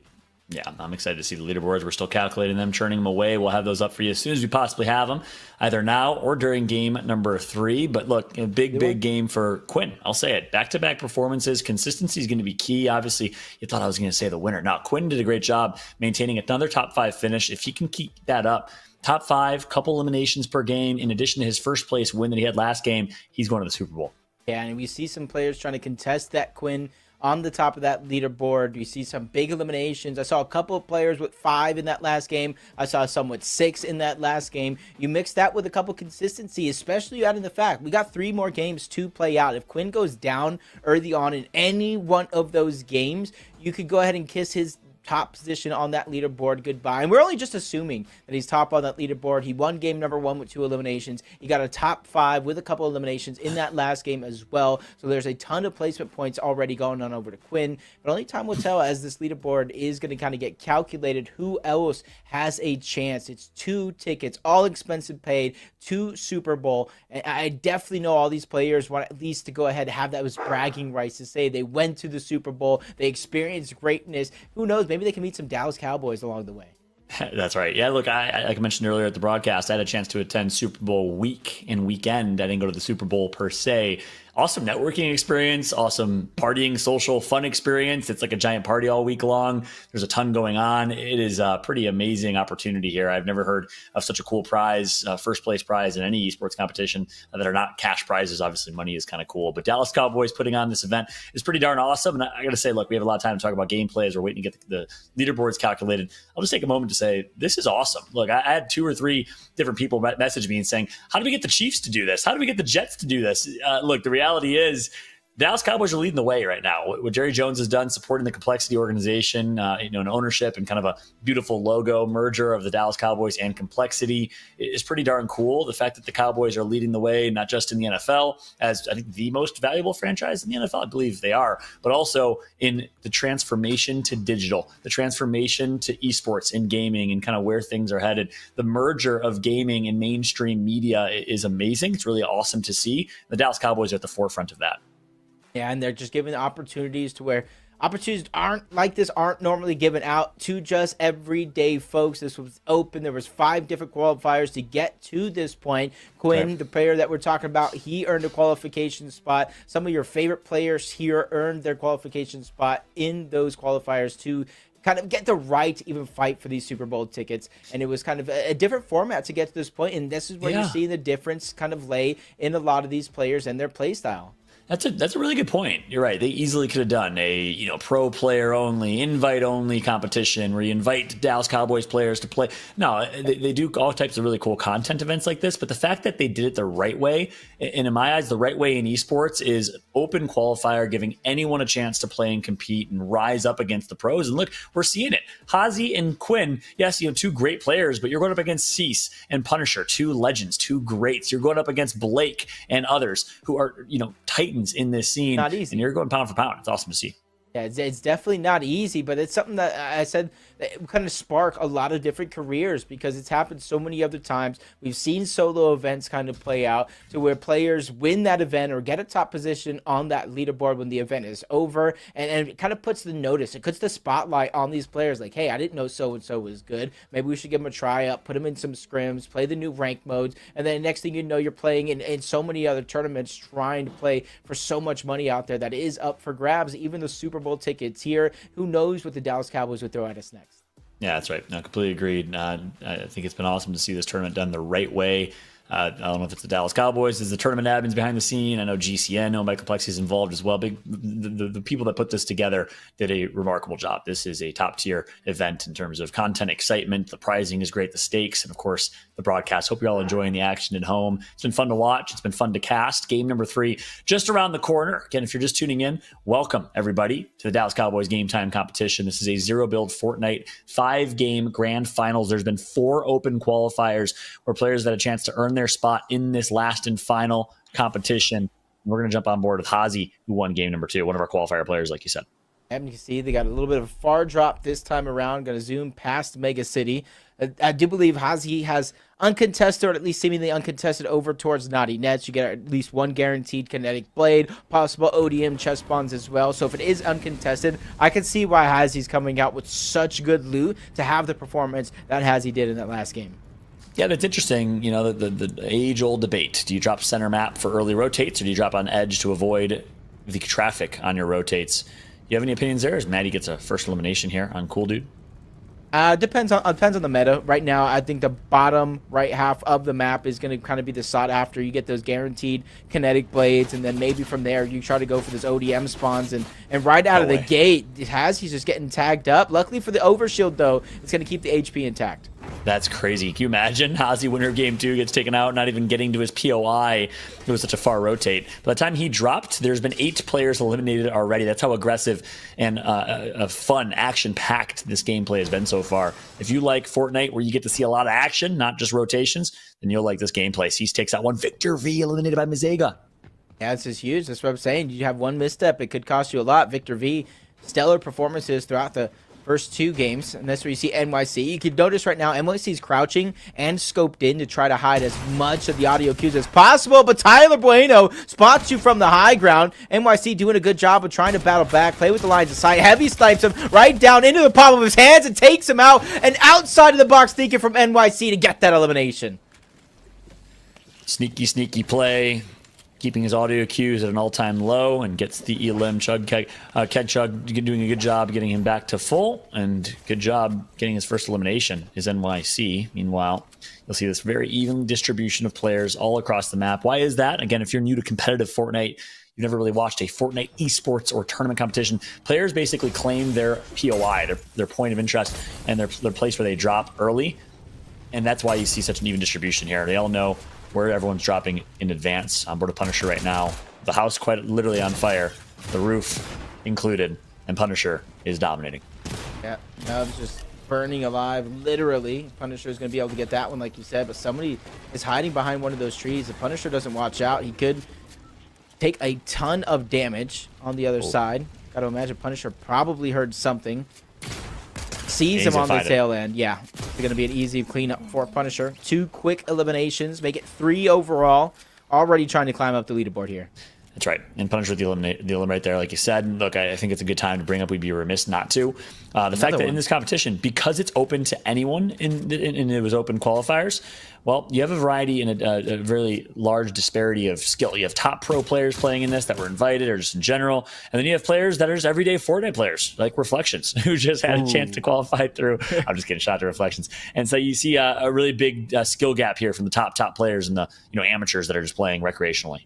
Hopefully Punisher watches out, though, because he took down 3 players rather. Called him an FNCS champion. He was the last FNCS champion. Won the 2 regions of North America. Were playing separate, NA West and NA East. Didn't have the best showing in that last FNCS finals, but made it there nonetheless, so still could call himself one of the best players in Fortnite. Yep. Nah, hasn't had the best showing, though, in this no builds or zero builds competition just yet. So I agree. Definitely he has remarkable FNCS prowess. Very storied as of late. One of those new stars. Excited to see what they can do in this zero build tournament, though. They got to turn it way up. Is Thoric, Shiloh, Fluger nearby. We talked Fluger, caught with him earlier in the broadcast. Little pre-show interview. Hasn't necessarily made much noise, though, in this competition just yet. Yeah, kind of getting stuck between so many teams. When you get in that congested spot and zero build is definitely tough. Marks just has mouse above him. He's just trying to hide his location. There's definitely plenty of heals on this side of the map, so you can take some storm damage very early on and try to play that zone. Go ahead and make a late rotation into the game. So Definitely going to be something I think I see Mouse doing as well, going into the zone, trying to get as much loot as possible. And he's going to be taking it away from Marks after all. Marks and recreation, get it? Get it? It's pretty good. Pretty good to replace the P with an M. Shout out to Mark. You got a player nearby. It's Mouse. A little bit of alliteration here, Eminem. And Marks is just totally content chilling in this storm right now. He's like, I can eat some damage for a little bit, for some time. And you talked earlier about the storm changes. Talk about the storm changes here for those that, again, haven't been following or don't know about it. You just went from being 9 zones to 12, so there's a couple more of those earlier zones where it's easier to get to that doesn't do as much damage like this bush is about to do, but Sky gets turned on. Mazega just takes him down, even though he did have the first shot, and somebody spotted that one in the distance. Here's some shots going out, but the wrong direction. He may need to throw another one of those out, which is kind of tragic because he survived so long, and he wasted both of them. But luckily for him, on that fallen loot, he does find 2 more. I better use it than lose it, though. So even though he has to use both of those porta bunkers, he does stay alive. We'll see if Mazega can keep rolling here. Mazega's taking on some Titans. Look, they took out Victor at the beginning of the game, got another elimination after that. Meanwhile, Marks and Recreation finally gets taken out after chilling and building and got gate kept by Mouse. It was foreshadowing, Pierre. It's just one of those things to where it just sucks to have that one happen. And now all these players, you see them getting stuck on this side of the zone where it does continuously pull towards the western side of the map. Timing is going to be crucial. Kinzo is trying to take the big diesel and get out to another location. He's got the memo long ago, doesn't want to get caught like he did in a few games of the past. A lot of these players have so much familiarity. Chris from the low ground, Frost from the high ground. They played in finals lobbies before of FNCS, and now you see them kind of matched up here again in the Dallas Cowboys game time final. That's right. Frost versus Chris. Advantage Frost. High ground and health. Effective HP.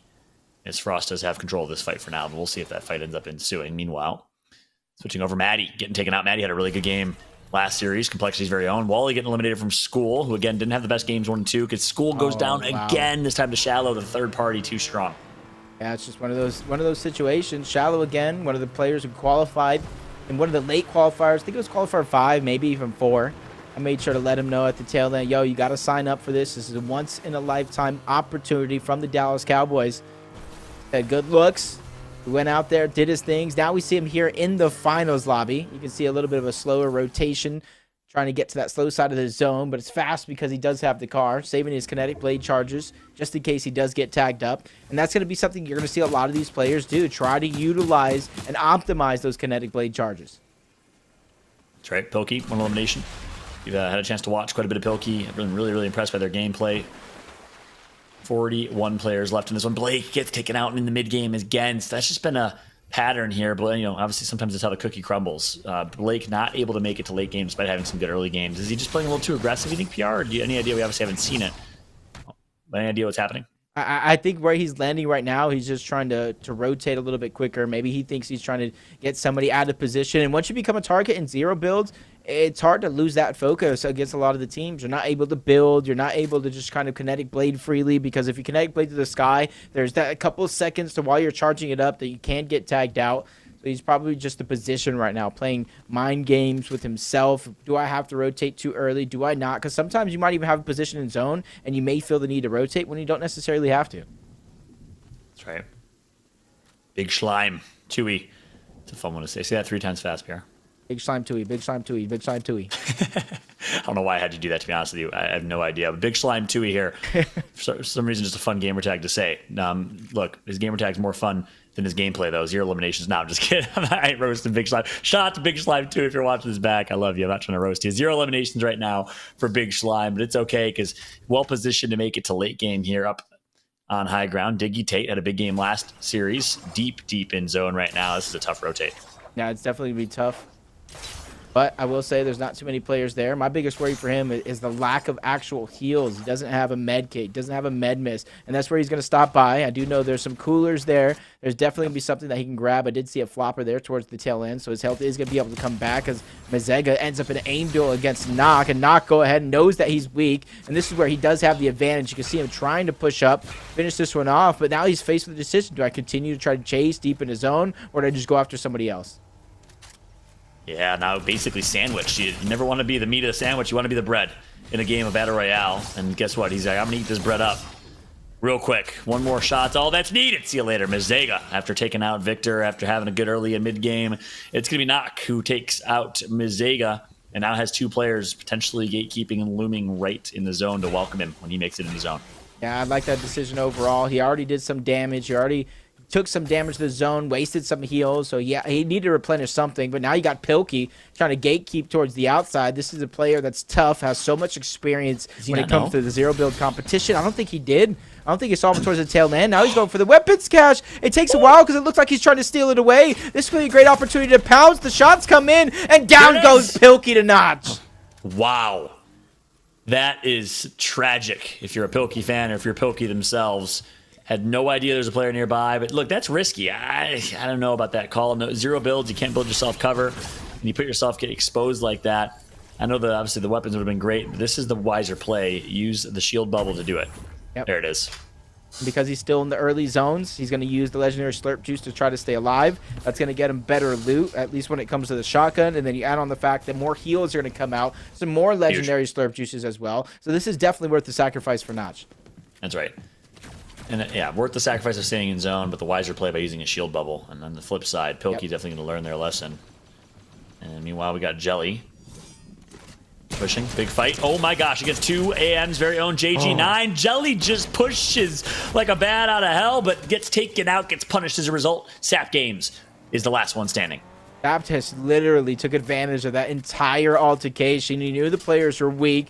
Cleans up a free elimination. He's already at the top of Rift Island. He has the overclock pulse rifles. And since it is in zone right now, he can just wait up here. He can wait for his time, figure out what loot he wants to scavenge, take to the top of the roof as well. And once that next zone pulls in, that's when he's going to rotate. And take note of where the Rift Island is. It's on the edge of zone as well. So the zone is going to pull away from Rift Island. That's right. Limit Vanilla's on board with Limit. We saw them earlier and has some pretty good loot to their name, PR, wouldn't you say? Yeah, definitely does close the combat 0 to 100 in terms of that DPS because the twin mag just you can see what he's doing right now is choosing the twin mag instead of the red eye because he knows storm surge isn't necessarily going to be a thing. So he's just playing for the players that are in front of him, not the players that are across the map, if that makes sense. Big Slime still chilling top Citadel. He's about to say Fallout, joke's on you, because I got the best position on the map right now. But of course, God spot for now, but the zone will be rotating. Hazi, winner from last game.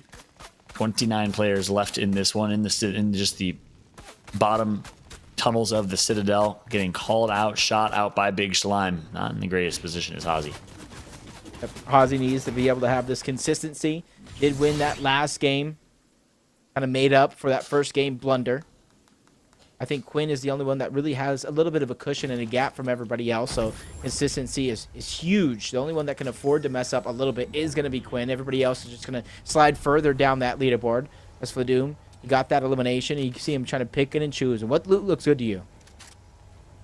I think he already has all the good loot, though. So. Yeah, I think he does. It's like, well, I don't know. Good or better? Obviously, I would take the green twin mag, though. Yeah, exactly. Over the red Twin eye. mag might be a bad idea, but he decides not to. Instead, opts to keep the rifle. Making a rotation through. Yo! Reflections, there he is! Taylor Noble!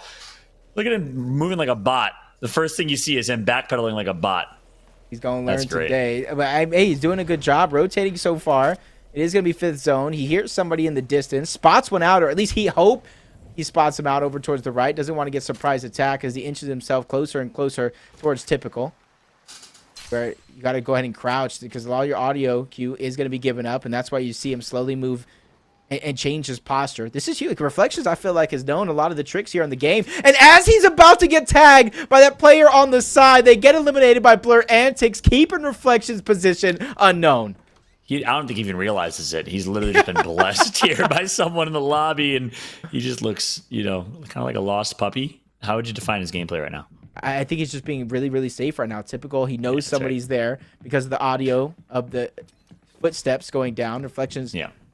Oh, this is going to be interesting. Okay. First grenade going down. Tosses a grenade at himself. Oh! By the way, Reflections is a good friend of ours. That's why we're roasting him. He's a caster. We've been Good known thought, him for though. years. Oh, the lightsaber. Oh, he's getting sorted up. Darth Slice Maul and meets dice. Darth Typical. Oh, my God. Reflections does it. Reflections is the best player in this lobby. He took down Darth Maul himself. my gosh, what did we just see with 5 HP left in a dream? Reflections hits the last shotgun shot he needed against someone that was just swinging the lightsaber. Are you kidding me? I thought there was no way he wins that. I thought he was. I don't know what type of shots he just hit scripted? right now.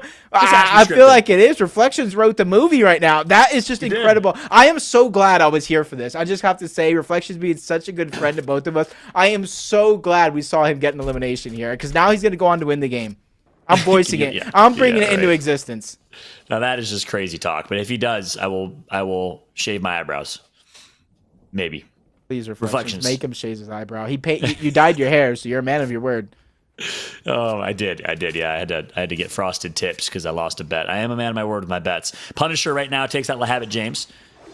If anyone's going to take out Reflections, it will be Pun. On board with Big Slime, rotating from the Citadel, just soaring through the skies right now. Big Slime, Tui. Going to find Twitch Trey hiding in a bunch of leaves and now sitting right above him. This is a good idea in theory until somebody in the distance, spots you and out. Drops right to Trey now.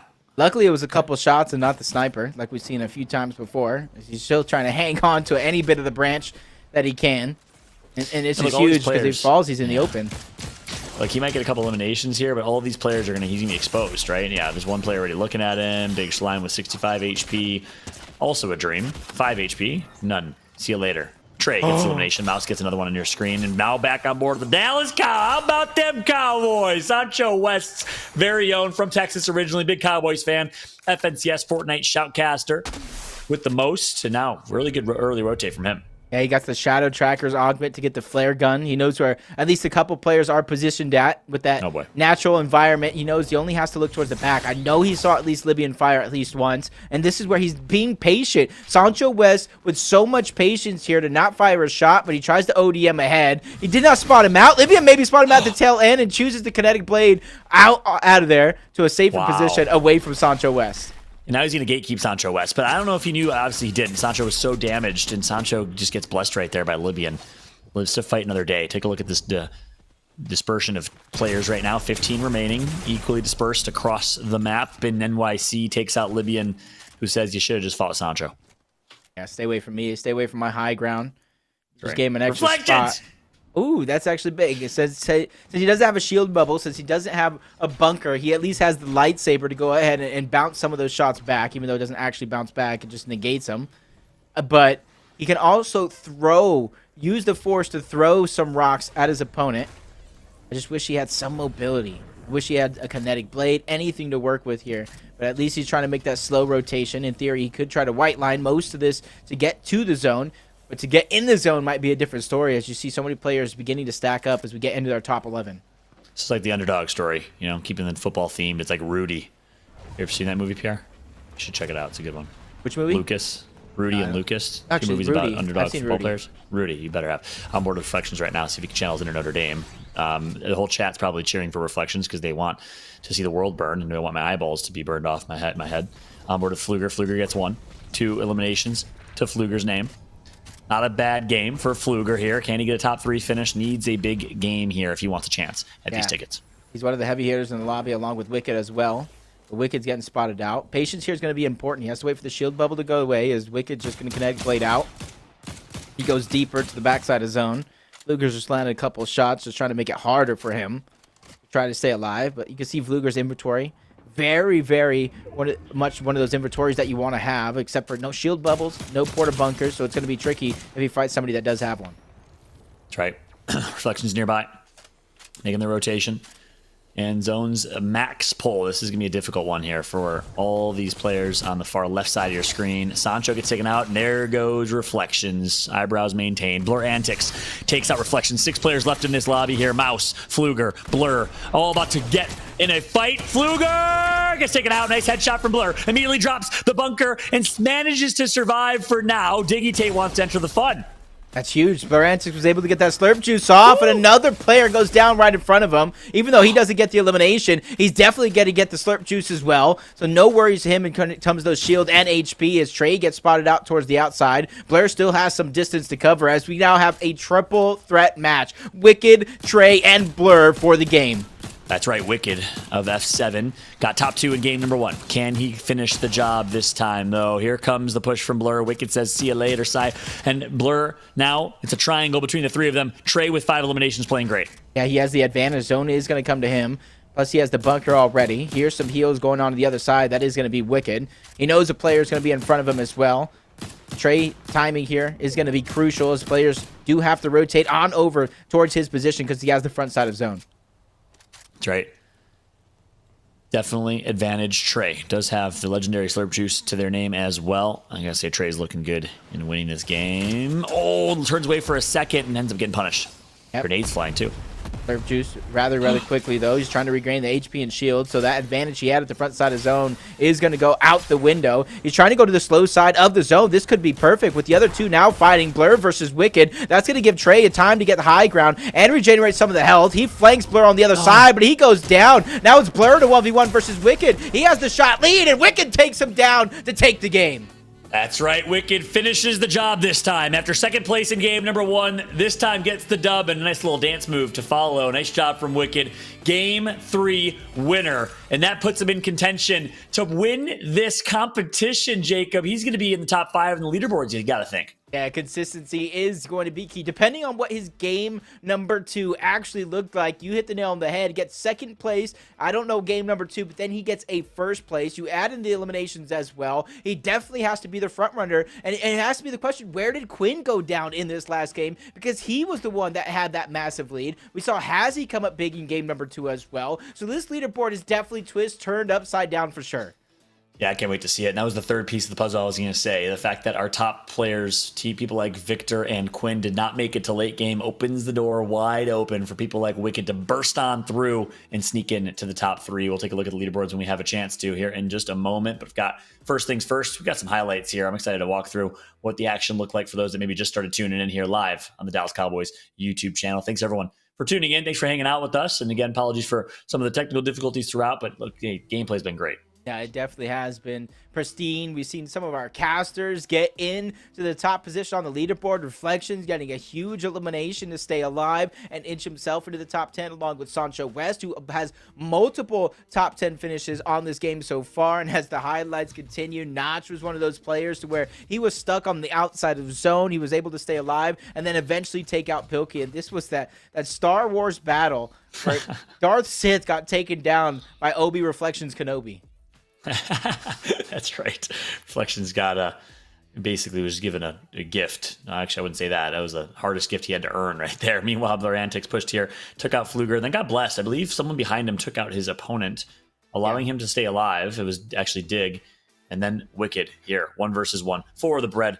Gets the win, gets the elimination, immediately jumps into the boogie, hits him with it. Yeah, Shot to Wicked. Great plays, great game here in game number 3. Yeah, with the combat, that first shot from distance was huge for him to land. He was able to keep that shot lead. And so even though Blur did have a fighting chance, I do believe he had a Mythic Havoc pump. That's still 210. With the overshield, you need 2 different shots, and that really made the difference at the end because he was the one who got pounced down by Trey. That's right. Kudos to Wicked there in game number 3 with the win. But look, we're going to be hard at work calculating the standings and the leaderboards for y'all. We're going to jump to a very, very quick break, again, courtesy of Lenovo, making smarter technology for us all. We'll be right back.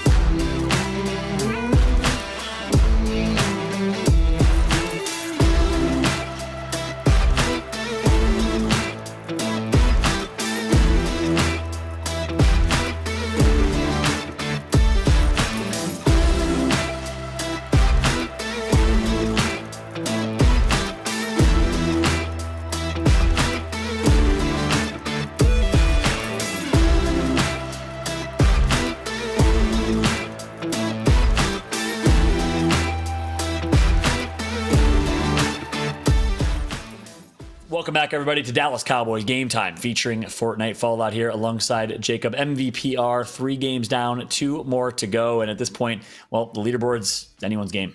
Yeah, it definitely is going to be testing a lot of these players and their mentality and their mental strength going into the last half of the day. Depending on where you're at in the leaderboard means you may need to make up those points with eliminations, and where you're going to find them, who knows, because I think this lobby has some superstars around almost every portion of the map, from the north, the south, the east, and the west. So I don't think anybody's going to go down lightly. Yeah, that's right. Meanwhile, obviously, a couple players have risen to the top. Players like Quinn playing incredibly consistently. You saw Wicked also a second game in the top 3. Some players haven't. Any players that are shocking you in terms of performance right now, both good and bad? Honestly, depending on where Zemi's at in the leaderboard, he's a 0 build grinder. I expect him towards the top half of the leaderboard countless times. The other one I think would be Wicked. I don't necessarily know a ton about him, but that's more on the positive end. He's actually showing up and showing out, second and in first place so far. Definitely going to be one of the contenders going into the last 2 games, as long as he can remain consistent. Yeah, I think those are 2 good call-outs. A couple players I want to see go big here in these last 2 games if they want a chance to win. Well, it's going to be Blake. And then I'm rooting for the youngin, Victor. Had a really, really good game number 1, decent game number 2. If I remember, actually, no, got taken out early in games 2 and 3. So Victor's got to really turn this around here in games 4 and 5. And then, of course, we've talked about them throughout, some of the legends in Fortnite. People like Punisher of Complexity. People like Cease, who's been playing for a variety of orgs. 100 Thieves, played for XSET for a while. Top 3 at the Fortnite World Cup. Excited to see what Cease can do here. Any other players that are kind of some popular names, maybe popular FNCS names right now you want to see perform? Rich Homie Quinn. I want to see DeRoller pick it up just a little bit more. Are they both in this tournament? Rich Homie Quinn's definitely in it. That's Zen Quinn that we're watching. He won that first game. Oh, yeah, of course. Trying to look at the players list. I didn't realize Rich Homie Quinn was Zen Quinn. That mean he decided to get rid of the Rich Homie and just go all in with the Quinn name. Yeah, he's definitely showing up. And just some names, man. I think there's a lot of opportunities still left here on the day. I'm actually proud of how our casters have been performing in both War, Sancho West, and Reflections, putting up some high placement games here throughout the first half of the day. Can they remain consistent to the last half of the day? Who knows? But, hey, they've definitely stepped up to the plate so far. Yeah, that's right. I think everyone's risen to the occasion. That is for sure. Look, how could you not? The Dallas Cowboys are hosting their first ever esports event, leading the way. I'm trying to think, is any other... I ain't seen the Packers do anything like that. I ain't seen the Giants. I don't think any other NFL team has done like a full-blown esports tournament like this. So again, really, really cool to see the Cowboys leading the way here overall. And again, big thank you, of course, to our partner in Lenovo for supporting this, making it all possible. Game number 4 is loading up, though. We'll be jumping into the action here in just a moment. Apologies, we don't have the leaderboards for y'all as we're just getting those calculated. We'll definitely pull those up during game number 4 because we don't want y'all to wait. We know you want to jump back into gameplay and catch the action. So we'll take a moment when things slow down a little bit to show you the leaderboards during game 4. Pierre, how's that sound? That sounds good to me, because I need to see, and these players want to know that kind of how they have to play, because the leaderboard with the winner take all format, 2 tickets and all expenses paid trip to the Super Bowl. Some of these players are going to have to dig deep in order to get those eliminations and make up for those points. And once you find yourself in a comfortable position with the early game eliminations, with those mid game, towards the end of the game, those opportunities are naturally going to present itself. You don't have to go look. You don't have to put yourself in interesting spots in order to find them, because they're going to have that opportunity to grab them towards the tail end. And it's just fight for the fittest, fight to be survival towards the very end and get at least into that top 5. Into the top 5, that's when a lot of those placement points really begin to ramp up. Yeah, that's a really good point for a few reasons. One, the format. It's very placement heavy. Only 1 point per elimination rather than 2 or a few more, which some, a very aggressive formats show. And 2, look, a lot has changed in Fortnite over the last 4, 5, 6 years of Fortnite being out. Obviously, the game has changed substantially, but the fundamentals are still the same. And the reality is, if one thing is still true, it's the simple concept of make it to late game, play for placement, and you're guaranteed to pick up a few eliminations on the way. That's probably the best way to play in Fortnite, especially compared to other battle royales. Make it to late game, get yourself the 3, 4, 5 elimination win, especially in a placement heavy format like this one. Yeah, and honestly, you've seen it a couple times already throughout the past couple of games, is positioning yourself in the late game is going to be so important. Making sure that you just don't have a bunch of different weapons in your loadout. You need to make sure that you have a balance in your loadout in terms of heals, mobility, the shield bubbles, and the bunkers that we've seen save so many lives here on the day so far, and be very, very impactful, honestly, to have a Victory Royale winner really kind of make the difference because of those items. Then obviously the different shotguns that you're going to use. Typically it is going to be the combat to the distance or that Havoc pump, if you're able to kind of hit those headshots accordingly. And then from there, you see a lot of the red eye, or if you get towards the late game, you might have a twin mag. Yep, that's right. Well, looks like there's a game number 4 starting up here in just a moment. I think the lobby's hosted. We're waiting for a few last players to trickle in. So gameplay will be around the corner. I know our team is still also trying to get the leaderboards tabulated as soon as they possibly can to give you an update. But again, just speculating here.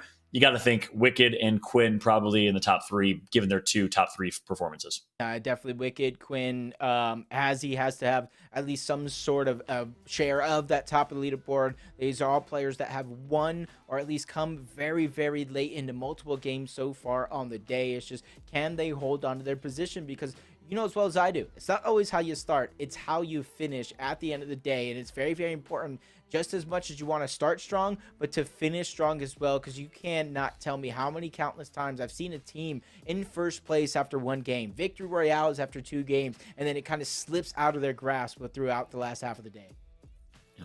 That's right. Well, hey, look, it looks like gameplay is getting ready to start. We're waiting for 1 or 2 more players. We're just going to take a very quick break here as we get ready to jump into the action, so you don't have to sit through and us talking heads. We'll take a very quick break when we come back. Game number 4, our 4th out of 5 games, right around the corner.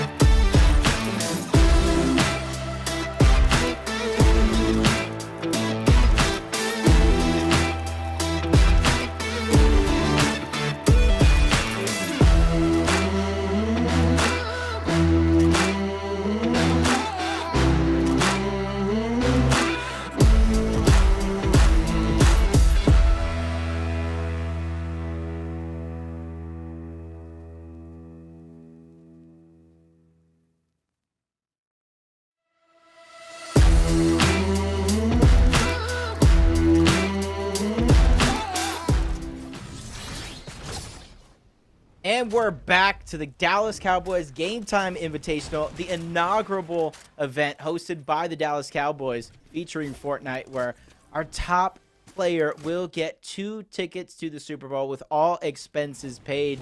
And after our first 3 games, we've seen some shakeups to the leaderboard, and we're already getting out of the gate swinging. We have a ton of eliminations right out of the gate for some, but for Headshot Chick, taking that slow and steady approach here for our 4th game. Yeah, that's right. A very fast start, much like we've seen in many of these games. As I say that, Dom Cruz takes out Frost. That's a big pickup on 2 AM's very own Frost, who we've seen make it to a few late games here. So this is what we said, right? Game 4, 1 elimination or 1 point per elimination. In first place, thing less, you're going to see a lot of aggression here. Yeah, definitely. As the dust settles, you're going to see players realize their position on the leaderboard. It's almost all or nothing. If you're too far down on that leaderboard, you have to be able to pick up those eliminations and get yourself consistent performances in back-to-back games in that top 5. That's right. Jumping aboard with a new player we haven't had a chance to see on broadcast yet. It's Aja Sansi with 0 elims right now. 58 players left in this lobby as Libyan Fire, who we've seen a few times on broadcast, takes out its killing time. Must not be Killing time. It's killing time getting eliminated. Adjacency in Slappy Shores with a few players nearby. So yeah, expect some gameplay and some action here momentarily. Yeah, there's a ton of builds wicked. to land over here on this side of the map, but he gets tagged up, just like you said, towards the back. It's a little kinetic blade onto the rails as he's just continuously trying to disengage. It's not a position that he wants to be in. But Yeah, it's smart. over here, there's definitely going to be a lot of loot for grabs if he wants it. One of those Star Wars camps that is there nearby. Loot that he can grab if he wants to turn around, but he definitely wants to keep his position unknown, so he doesn't want to engage with those NPCs. Yeah, it's wise. Smart decision. A couple actual players nearby avoids the NPC fight. And let's fight another day. Look, Wicked knows that they're in the driver's seat right now. Top 3, 2 good placements. Just needs to make it to another late game here. Another top 5 finish might seal the deal for them. It's a wise decision back up. And I'm also just realizing in hindsight, it's adjacency. I get it, not adjacency. It's like a Game Battles 2009 S gamer tag, PR. He belongs in Gears of War is what you're telling me. He does, that's right. He said, this is the one. This one's for me. You see the widespread on the map. A lot of contestation going down here. Quick bubble shield to try to create some separation or any sense of it in terms of safety. Opt on the other side. Jelly's just fighting in the bush. The only other player there is going to be the NPC. And that's the interesting thing as well when it comes to the NPCs. You can buy different loot. You can go ahead and buy different abilities as well in terms of rifts. You can buy kinetic blades, chug splashes. So even if your POI doesn't necessarily have the loot that you're looking for, you can wander on over one of these NPCs and then just buy the loot that you're looking for. PR question for you. Yep. Jelly or hummus, if you had to pick a spread? Jelly. Jelly that quick? Didn't even think about it? Yeah, I'm a Are you nuts? What are you, a child? Jelly over hummus? Yes. It's insane. I wonder what Chad thinks. That's definitely hummus. And You can get a nice pita bread with some hummus, though. that's what I'm trying to say. You're picking jelly? Oh, Artificial that's sugars? nice. Look at them. There's a car nearby as well. Oh, he's got a little scope. Don't worry, he didn't see me. That's what he just said right now. Wow. He's going to get in a car and chase. It's a hot pursuit. I just said, I don't want Don't worry, he didn't see me. He just sprinted to the nearest car and drove it into the water. Got himself a Land Cruiser with the ODM. You can see into the mini map that somebody is down for the chase. Sancho West, once again, quick to disengage. I like this. Great. Yeah, he is. So much distance between himself and that nearest enemy. And typically you see players, not want to disengage, not want to go as far, but he's actually on for the chase. Sancho West right now is getting chased down. Wow, that's crazy. It's been an interesting fight. Whoever this is wants static. Sancho does not. One thing I've noticed about Sancho's gameplay is obviously he's an analyst, caster in Fortnite, very methodical. He likes to play the smart play. Not the most mechanical player, not trying to, force fights. Makes very, very smart and calculated decisions instead. Look at David. He turns around because if you get tagged up with the ODM, it does deactivate it momentarily. Sniper shot's going out. That one's going to miss. The bunker to try to shield up Sancho West, but you see him, maybe that's a little bit of a distraction. Maybe they think he's in the bunker, but he continuously is keeping his momentum going along with the rotation with the ODM yet again, but he's getting chased around. He might run into Fluger over here towards Shattered Slabs, which you see into the distance collecting that ball. See what I said about calculated, methodical? Takes the ODM right into the rails and great rotations coming through. This man is put on a clinic here. It's a movement tutorial. I think he lost him. He shook him off here. His opponent Hot gave pursuit up. over. He said, fine, you can have it. Yeah, I'm not about to chase you halfway across the map here. It's not worth it. Luckily, though, for Sancho, that is the direction he needs to go nonetheless. Yeah. Racetrack is going to be one of the hot drops. Zemi landing over here. Almost got a kinetic blade over towards the outside. First shot's going to be landed. Zemi's looking for the finish to take down Jelly. He might agree with you. He said hummus is the way to go. And by the way, I don't know if the title got changed yet, but we are aware that the YouTube title has something to do with Mike McCarthy and not the Fortnite tournament. We've been trying to get it changed with a channel owner. So if everyone that's watching and has OCD and wants that changed, I don't blame you. Sorry for that. So this is trying to get that changed. This isn't football. Yes, this is Mike McCarthy's press conference. I Believe thought it or I not. was watching it the whole time. Oh, Maybe, trapped! maybe with Sancho West skin, you think he may have been. He's just trapped. Buck really just like shooting fish in a barrel. Playing peekaboo with Masila. Another elimination going to be picked up. A nice big pot as well. really missing the 26 or so HP. He's actually in Storm, so taking even more damage. Yeah. Young buck. Sorry, I had to say it. I'm an old man. I'm a boomer. You say things like young buck. You can hire this rotate. NPC. Yeah, exactly. Oh, you literally And can talk about hire that. the Obviously, that's NPC. something a little different than competitive Fortnite. Talk about for those that are new to Fortnite, hiring NPCs or bringing NPCs on board. It's just something that you can little add an extra. As Peach Cobbler goes up and over with the Hold that bunker, but we're gonna go ahead and stack him like a Jenga board as Peach is doing what she can to fire above and over, but adjacency is adjacent to the ground and takes her out. I was good. I told you that was the last one earlier. Adjacency, that was good. I mean, actually, that one was probably like a 5 out of 10, but still a good effort, nonetheless. Adjacency, I kind of like to add adjacency, It's French. It sounds a little French, or maybe like sophisticated in some way. I'm gonna call him Sansi. You call him adjacency.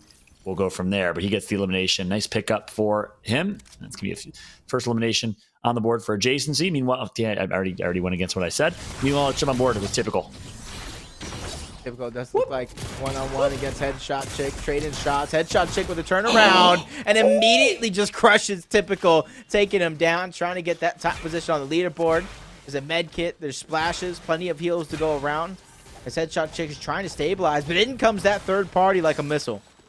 Headshot Chick in her best CD in the third impersonation says, What? "Don't you think?" As I say that, though, this time Buck says, "Don't you think?" Gets taken out, takes out Headshot Chick. Buck with the elimination comes flying from the zone.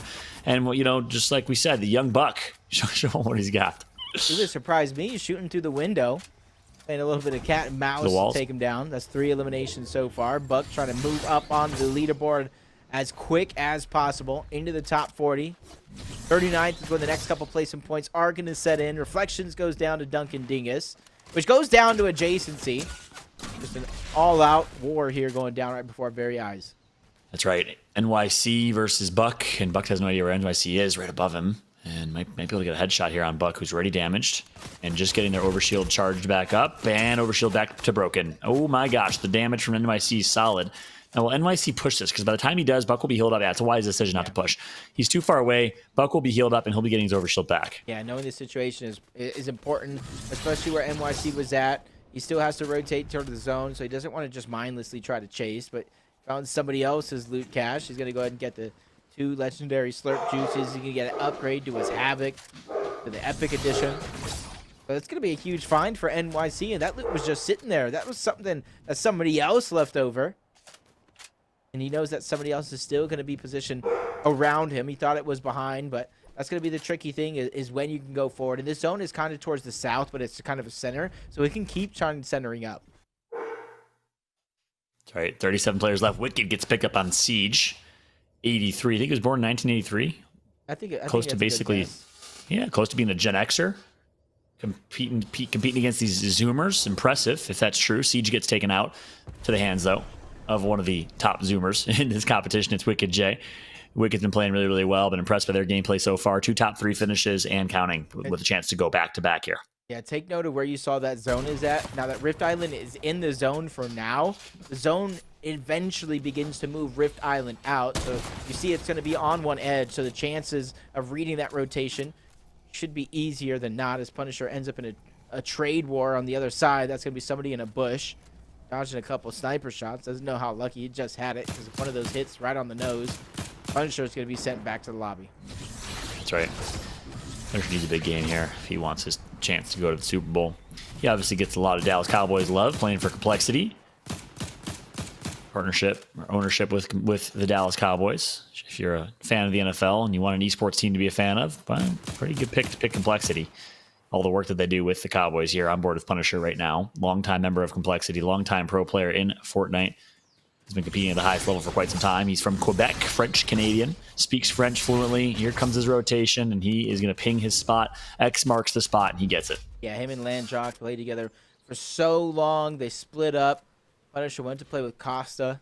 Wasn't necessarily able to qualify for the FNCS Major 2 final, but he has so much experience that it just cannot go unsaid. You see him trying to go to the slow side of the zone. He knows as well as I do that the zone is going to pull away from that Rift Island, so you don't want to get too close if you're not intending to actually go for the loot on top.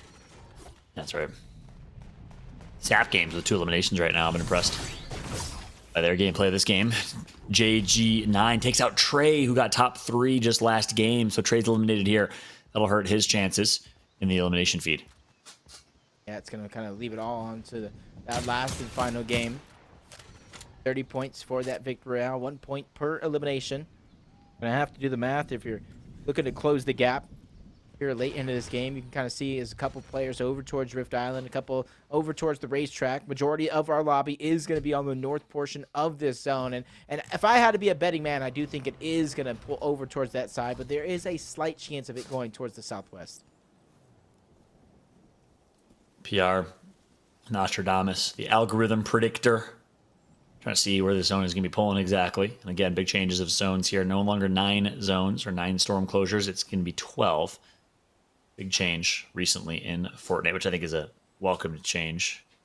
Or, competitively not bad. And obviously for new players, not getting punished as much for getting stuck in zone. Yeah, and that's why you see a couple of those players still on the outskirts. Pilkey being one of them, over towards Steamy. He's going to try to travel what he thinks is going to be the slow side of the zone to where he shouldn't, in theory, run into too many players. And then over on this side of the map, there's a lot of foraged items over here to where you can kind of get a flopper. You can get a med mist to try to get your HP back up before you go exactly into the zone. And there's going to be a couple of those Star Wars players that are going to be left by. That's exactly what he's looking for. You can see he has a slap surplus as well in terms of the augment to give himself a slap juice coming out of every chest. He's just trying to get himself some HP. That's right. Some HP decides not to take on the entire camp. Rotates instead. Finds a player in front of him. Punisher. That's a moment right there that neither one of those players know how lucky they just got it. Maddie takes down Libyan Fire, adding another point to her total. Those eliminations are going to run rampant here towards the end game, especially for a lot of our contenders. And I haven't seen this item in use too much when he's using the DC-13, I think it is. So I'm actually really, really interested to see what Pilkey can do with it. Loot Llama. As I say, you want to let the Loot Llama kind of destroy itself, because there's a rift that he could take, but this being 0 builds, I can see why he's choosing not to go for it. Yeah. Why is that? Not as much build. Obviously, the builds aren't there. Yeah, you're gonna get beamed out of the sky. Yeah, you're just gonna get beamed out. Beamed. That's right. Yeah. If you take the rift, you're saying, yeah, that's true. That's why we haven't seen any use of a rift just yet in this competition. Meanwhile, Mizega, who took out one of the heavy hitters. Oh my gosh, the accuracy, marksmanship from Mizega. Long range on Squid. Gets a double, takes out Sky as well. Mizega can't miss right now. Fighting in Storm. Now going to try to clean up his spoils of war here, his loot. Yep, it's a nice weapons cache. So there is a legendary slurp juice there, going to be right behind him. He's making sure that he feels safe enough to grab it. Even gets the mythic loot as well. As you can see, the zone pulling all the way towards the west, away from that Rift Island. Not too many teams already positioned inside of the zone just yet, but you see how quickly those players towards the south, they're immediately trying to get to the zone to find some safety. That way they can get a breath of fresh air. Uh-oh. Maddie firing some shots onto one side. Diggy taking some shots onto the other as well. That's where Maddie's making the decision to try to go up and over to land onto Diggy. There goes a couple more shots being fired in as Maddie's going to finish that one off. And everybody here left in the game has now inched themselves into the top 25. That's right. Maddie with yet another top 25 finish here. On board with her, Pilkey gets a pickup on Punisher. So that was a little bit of foreshadowing from what we saw earlier. Maddie's going to toss the porta bunker, long range, and rotate on through. Nice decision making. Nice rotations from Maddie. I'm really liking what I'm seeing from her. And immediately looks to the other side, just keeping her back mainly towards that edge of zone. But knew a couple players were nearby to where she was just previously at. That's Zemi and Pilkey off into the distance firing shots. And I think that's Pilkey just firing down the trees. Any bit of cover that Zemi could possibly have is going right out the window. Ooh, Quinn's even back there. Yeah, that's right. Rich Homie Quinn nearby. That will be interesting. That's our potential first place overall leaderboards winner right now. Big fight right now. Zemi gonna get tagged up a little bit. Works on high ground. Zemi versus Pilkey, the 180. Zemi is a monster. Takes out Pilkey with the brilliant plays. Can he get the double kill, though? Needs to find a way. Some way, somehow. He's getting pushed by Schmuck right now. This is a huge fight because he needs the heals that Schmuck might possess, but Schmuck is just going to take as much of that loot as possible and then disengage away from Zemi. He knows he can't stay in the zone for only so long as he tries to beeline his way there. He still has some distance to cover, and the first person he spots out is going to be Maddie. A couple of shots will be fired. That's just a pepper. Now it's time to cook. Woo! And there it is! Zemi putting on a show right now and had no business staying alive as you thought Schmuck was going to clean it up, but instead turns it around. Schmuck gets taken out by Maddie. Zemi takes out Maddie right after. Rock, paper, scissors. And guess what? Zemi is the rock. See that? A little bit of salt, a little bit of the pepper onto the distance from Maddie. Put her in the oven, bake at 350 degrees, and you got yourself a nice elimination to feed your total. Towards the end is Quinn. He's just scraping together anything that he can find. Even this house, it's going to be a huge position to hide in. But you've noticed that Pilkey had that breacher shotgun. That CQC, Zemi spotted that one out. He closed the gap, and he barrel stuffed him. Yeah, well played from Zemi. So impressed. You actually foreshadowed this. You called out Zemi as a zero build grinder to step up in this game, and certainly he has. But he has his tallest task ahead of him. He's got the late game here, and he's got Rich Homie Quinn perfectly positioned with a chance to win yet another game here. Everybody utilizing the cars that are left into the zone. Even though K-Burbs does have that ODM gear, he's just trying to get himself as close as possible. Hopefully nobody does contest him on over that side, and that's why you see him continuously going towards the outskirts of the zone. Sees a weapon cache. He's going to scrounge together, get the big pot. He sacrifices some HP loss here to try to get the shields on up. I like this play as long as he can make use of the time. Yeah, we'll see how he does and how he fares. Shallow making his rotation as well. Looks like we got Fluger nearby. Shallow trying to get some shots in. Hey, look, let's take a look at the leaderboards. We have leaderboards ready. I don't know if we can show a small side-by-side. It's going to be the full screen. Okay, Wicked's in first, Quinn's in second. Let's go back to gameplay, though, because it's turning up big time. We just had the leaderboards quickly calculated. We just wanted to give you guys a quick peek of that. It's Wicked and it's Quinn, just like we thought. I think they're both left in this game. K-Burbs and Zemi. You have Quinn. A lot of our players at the top that have that fighting chance are still alive left in this game. David's taking some HP, but that's not going to be a worry for him. He does have the floppers, but he has to use it quick. It is going to be a 5-tick. Thork trying to come back from before. A bad first couple of games, but he's definitely picked up the pace when you need to most. That's right. Thork didn't have the best start. Wow. Such an insane last game here. We're in a top 10. Thork needs a monstrous performance. The one elimination he has might not be enough, but if he wins back-to-back games here, he has a chance to win this. But that's, of course, if Quinn does not perform. Everybody needs to go ahead and figure out where Quinn is at and take him out if they have any fighting chance. Another two players fighting towards the outskirts. That's Clips who gets Clips taken out, sent back to the lobby. Wicked, another stellar performance for him as well.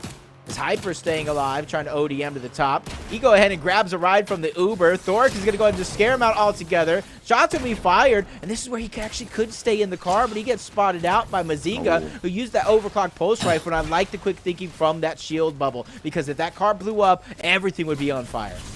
Yeah, drops the shield bubble, buying him some time momentarily. Meanwhile, Quinn gets taken out. That's big.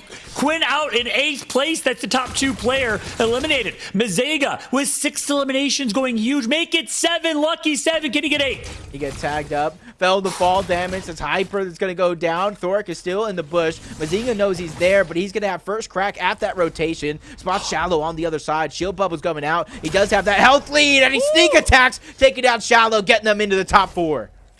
Mazega with 8 going for double digits. Can he get a win, though? That's the question. Placement points are key. Mouse hiding like a mouse right now within one of these porta bunkers, just staying sneaky, sneaky.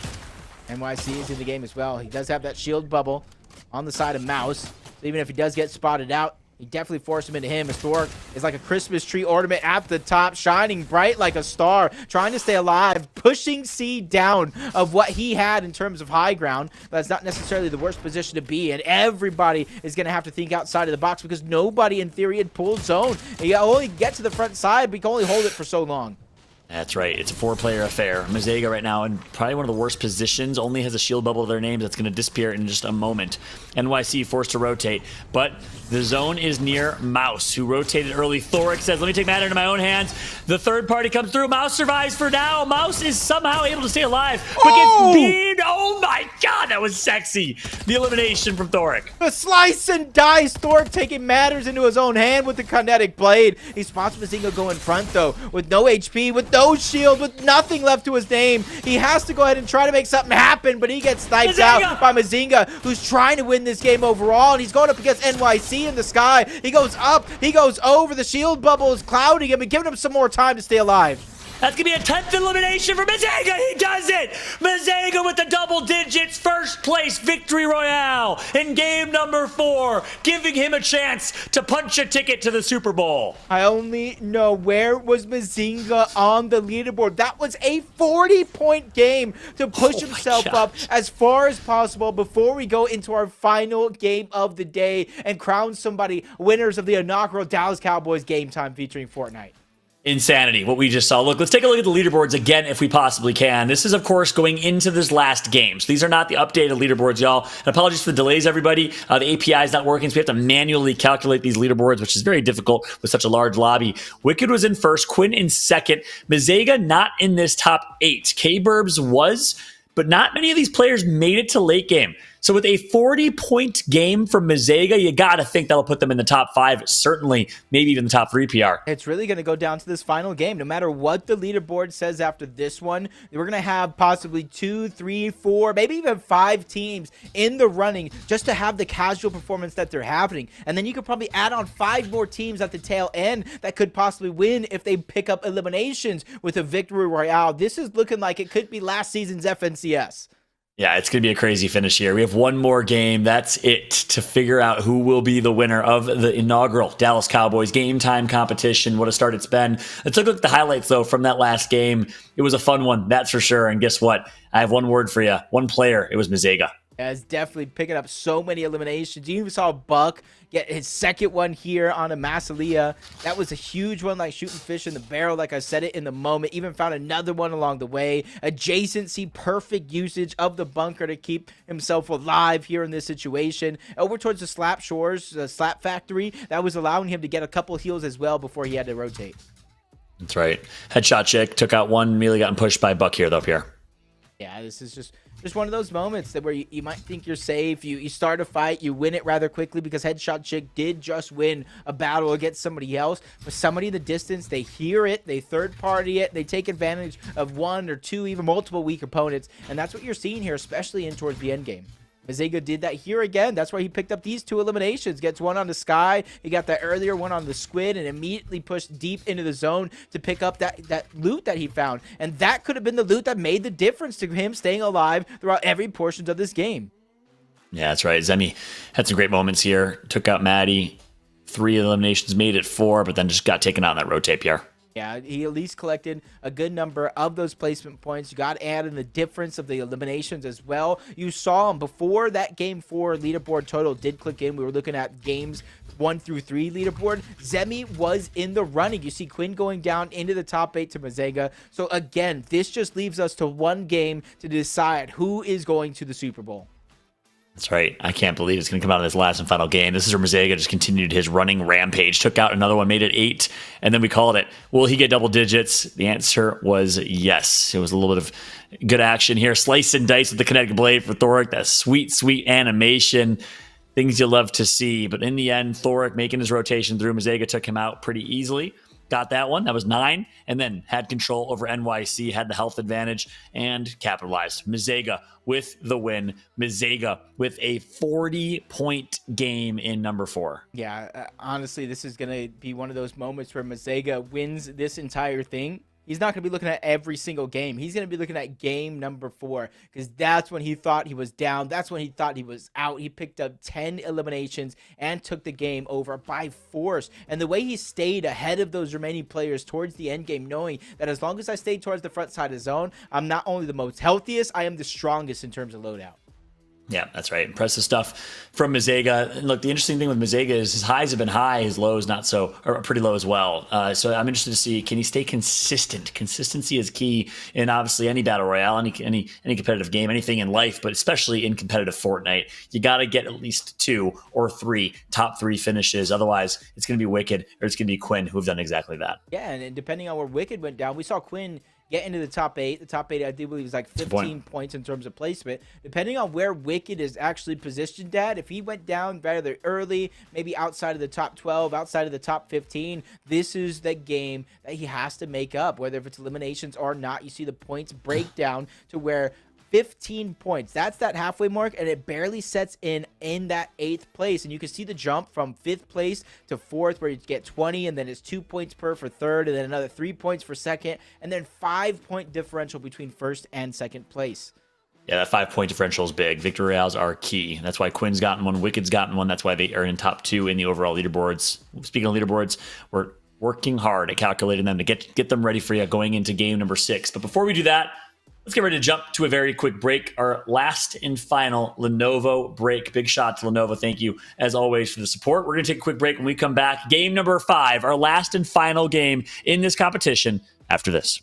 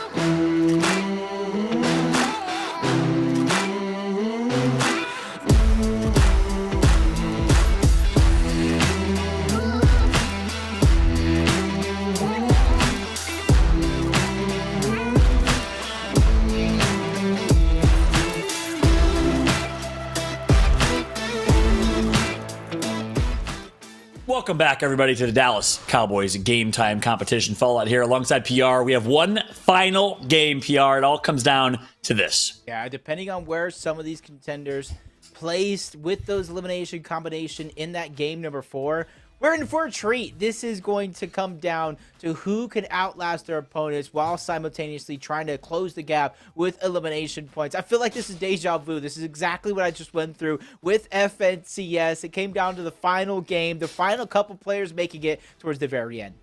That's right. Dallas Cowboys game time tournament, Fortnite Championship Series. You know, no difference here. That's how great this event's been so far. Prize. It's been fun to watch. Yeah, exactly. A trip to the Super Bowl, by the way, is your prize. For those that are just tuning in, welcome. Thanks, everyone, for watching. This is the Dallas Cowboys game time tournament, their first ever esports tournament, which you'll love to see. Well, the winner gets a prize that is unmatched in esports, a trip to the Super Bowl, PR. Yeah, I've never seen anything like that. And then all expenses paid trip. And it's for 2. But yeah. You guys know that you guys are going to go ahead and invite me. I'm one of your guys' best friends out there. If you guys are watching this, we can go ahead and talk after this. Psych. Don't worry. That's a big old psych. Because your boy's punching his ticket. Especially if Reflections wins, he's going to pick me over you. No, I'm just kidding. I think Reflections is pretty far from winning this competition. Shout out to Taylor, Reflections Noble, and all the casters, Sancho West, and others playing in this tournament. We're going to kick things off with Mezega. Mezega's been playing really, really well throughout the entirety in terms of aggression and mechanics, but an inability to make it to late game. Well, that was until game number 4, where Mezega got a 10 elimination first place win. Yeah, that alone was at least 40 points added to Mezega's total.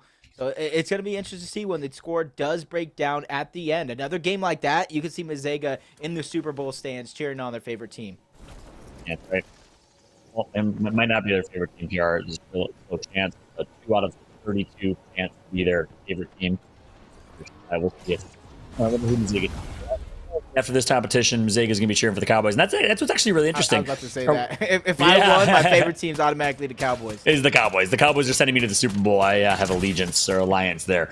Yeah, and it's interesting though. I think a lot of Gen Z kind of Zoomer kids, as they call them, especially the ones that play Fortnite or into esports, from conversations I've had, they're not like big NFL sports fans. They're esports fans. So I think, you know, if you're looking for a team to cheer for in the Super Bowl, the Cowboys are a good one, obviously, with supporting this event. It's really fascinating, though, how, you know, a lot of younger generation don't watch traditional sports. And that's probably why you see, you know, organizations like the Cowboys, it's really awesome to see them getting involved in esports to try and ensure that the great game of football is passed along to the next generation. And if you notice, Mega City looking a little empty this time around. Nobody wants to put that final game on the line in an over contested drop spot, so you're seeing some players switch things up. Shallow sees the kinetic blade in that hollow chest, but no keys, can't grab it just yet. He knows that somebody else did land here initially, and that's what Shallow's on the lookout for. That's right. We've seen Shallow consistently in some late games, playing pretty darn well. We'll see if Shallow can have that big, monstrous win in this one that they need to have. Going to get tagged out from afar. Krubs gets an elimination in the top of your elimination feed already. Look how aggressive this is. We told you Game 5 would be aggressive, and it's certainly showing. Already down 9 players. Yeah, it's definitely going to be one of those situations to where Shallow is just going to have to get out, but luckily him towards the racetrack, there's going to be a ton of heals for Shallow to work with. All Shallow needs is time. Overall, there's a ton of coolers. There's actually a fire pit over towards the other side. So interesting to see if you're going to scrounge together for every single thing. A lot of players usually in builds rotate on over to this spot because there's a ton of metal to possess thanks to those trailers. But it's not going to be a thing here, which is why I don't think very many people are rotating in that direction. Wobbly Zebra, on the other hand, over on this side of the map, this is where a lot of people use a lot of the static mobility, whether they're the launch pads over towards Brutal Bastion or these wind tunnels to try to rotate from one point to another. But sooner or later, Wobbly's going to have to start scrounging together any bit of loot, but has to watch by. That's Trey on the other side who spots him towards the tail end. That's going to be a quick snipe, but it's going to be a miss overall. But Trey knows there is at least somebody here in this distance. David even coming a little bit closer with that ODM gear. Try to put on some shots onto Trey. And I like Trey's decision. He quickly tries to disengage, put himself into a relatively safer location. Something he's a little bit more comfortable playing in than in the previous one. That's right. David Dow has a couple shield pots to their name. Going to get back up to 150, more like 200 with Overshield. Overshield's going to be clocking back up. Look at the top left of your screen. You'll see that Overshield. And here comes the push though. David in a 1v1 versus Trey. This is massive. David not getting the shotgun shots he wanted. Trey in control, using the head glitch very, very well, using cover to their advantage. Trey, and David's just trying to dip set. Trey says no. In the battle of names as gamer tags, Trey beats David. But you thought we were finished. No, we are not. That's Wicked into the distance. But there's some shots onto Trey. But you said it before that there's so much distance to cover. He doesn't want to go for it, but somebody else likes the opportunity to go ahead and try to take down Trey. They close the gap as well. Shots coming in. Trey's going to be able to escape or at least keep himself alive longer here in this scenario. And since he got into the bush, that was Sky on the other side looking to chase down Trey. But since he was able to safely disengage, find himself a little bit of bush to work with, this is time that Trey is going to be able to stay alive here, assess the situation before he go and rotates on over to the next spot, which he's going to find at least a chest. He's looking for heals, but at least he's getting some ammo to work with, just in case. Even some grenades, just in case anybody wants to bunker up as well. Wicked ends up against Wobbly.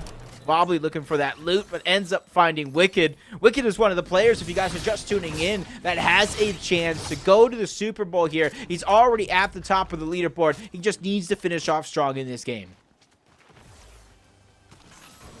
That's right. There it is. Oh, look at this beautiful side graphic. We called for it last game. They delivered this game. First place is Wicked with 74 points. And I'm wondering, is this accurate? Because it's still Blur Antics, Mouse, Wicked, Quinn. Or is this from the game before? If I'm remembering correctly, I think this is accurate. I think this is accurate, yep. Yeah. So I was surprised. I thought we would see a sneak into the top 3 for Mizega, but Mizega must be in 5th through 7th. So it is Wicked and Quinn still in the top 2. That was K-Burbs there, also with 62 points. Thoric with 55 points. Hazy with 54, and Zemi with 53. So, honestly, Hazy, Zemi, with even Thoric can get in that mix, sub 60 points, 55, 54, and 53. They're going to need some eliminations, which you see Hazy already picking up one on the Bonsai, or they're going to need Wicked, Quinn, and Blur Antics, even Mouse, to go down relatively early on in this game. It still goes to show that anybody still has a chance. As Sancho into a ride, taking Jelly for a little bit of a roller coaster, landing a couple of shots. And I like Sancho's decision here. Instead of just going and putting it all onto the line into what could be the last fight of the game, he's just continuing on. He wants nothing of that noise other than a top placement. That's right. Yeah, I like it. Look, Sancho probably knows I might not be in contention to win this, but sticking to his guns and recognizes exactly what we said earlier. The one fundamental aspect of Fortnite has never changed and likely never will. Make it to late game, you're going to get eliminations, you're going to get points. Sancho plays very textbook, plays very by the book, plays very smart. No surprise, because obviously he analyzes and casts the game at its highest level. I've been impressed by some of the decisions that Sancho has made so far. I definitely have, but at the same time, I'm not surprised at the same time. He grinds 0 builds, plays with some of the best. You can see him just parking it, found a bush that is nearby. Doesn't like that one. He wants to go deeper into the zone towards Frenzy Fields. There's definitely a ton of cover that you could have had on that side of the map. And he even probably senses that the zone is going to continue to pull towards the south, maybe a little bit of an eastern lean. And that's why he wants to center himself as much as possible here into the zone. So that way he has a little bit more flexibility in terms of his decision making of where he wants to go. That's where you see him parking his car rather close by to the bush. Instead of going through to destroy it, he wants to give himself two different ways to kind of escape. A habit. James over towards the other side.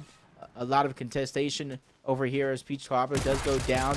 Jelly, who we saw moments ago, take a ton of damage. He's at it again. Internet God's going to go down. That one's going to get taken away by Jelly. And back-to-back shot by James, though. He's going to clean that one up. Almost gets 2 for his efforts before he goes down. Third party coming in as well. He quickly disengages with the kinetic blade. That is a huge play for him to stay alive. That's big. Habit. I don't think got both of those elims. Got just one of them, but nonetheless got all the loot. Gets the kinetic blade, survives, lives to fight another day, but now has a max rotation to make, and there's a player right to his west, or just north of him now. It's Marks in Recreation. Pilkey, who's been a constant performer, taking out a pro player in Knack. Knack's back into the game. Definitely one of those players that qualified throughout the qualifying process. As you guys don't know, there was 5 different qualifiers, top players from each, advancing here to the finals, to where it's winner take all. And now we seem to have probably a 4, 5, even 6 horse race here coming into our final game as we're getting into that top 30. James knows that somebody's there. Here's the car into the distance. Asila there, just trying to go ahead and get into the zone as close as possible. Going past every single person that she sees to try to get there. Immediately getting a spot over toward the left side of Shattered Slabs to where you can kind of see the map already. Not too many teams are located on over to that side, but somebody trying to close the distance. Even throwing a tree down on top of the cars. Hyper is hiding in. Dom needs to be careful because this is a great angle here for Hyper.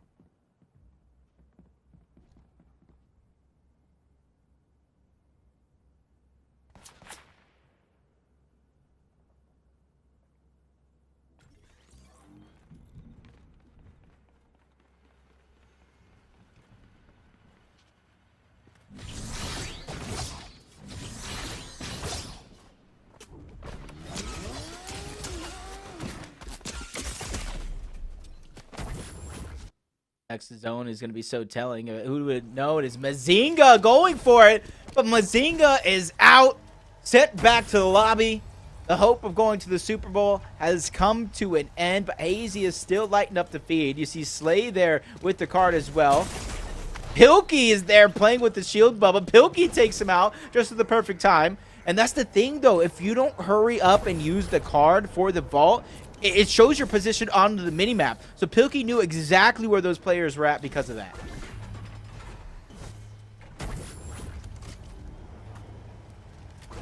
Happy to see Rift Island spawning in, and since it's out towards the zone, we're going to pull towards the south yet again. So these teams better have that one prepared and ready of how they're going to get there. There's Trey firing some shots off into every single one of these bushes. He's just making sure that when he go ahead and rotates from one bush to the next, it's as relatively safe as can be. That's right. Trey right now is in bush in a good spot. Had a really, really good game in game number 3. Made it to the top 3. Not necessarily the same fate in game 4. So Trey needs a monstrous game here. Right now, I'd say players in contention. Hazy, who just got 2 in the elim feed. Hazy won game number 3. Okay, so we didn't see Hazy in the top 4, but a win in this game will certainly be a first place finish given the amount of eliminations he's getting. Really, really impressed what we're seeing right now from Hazy.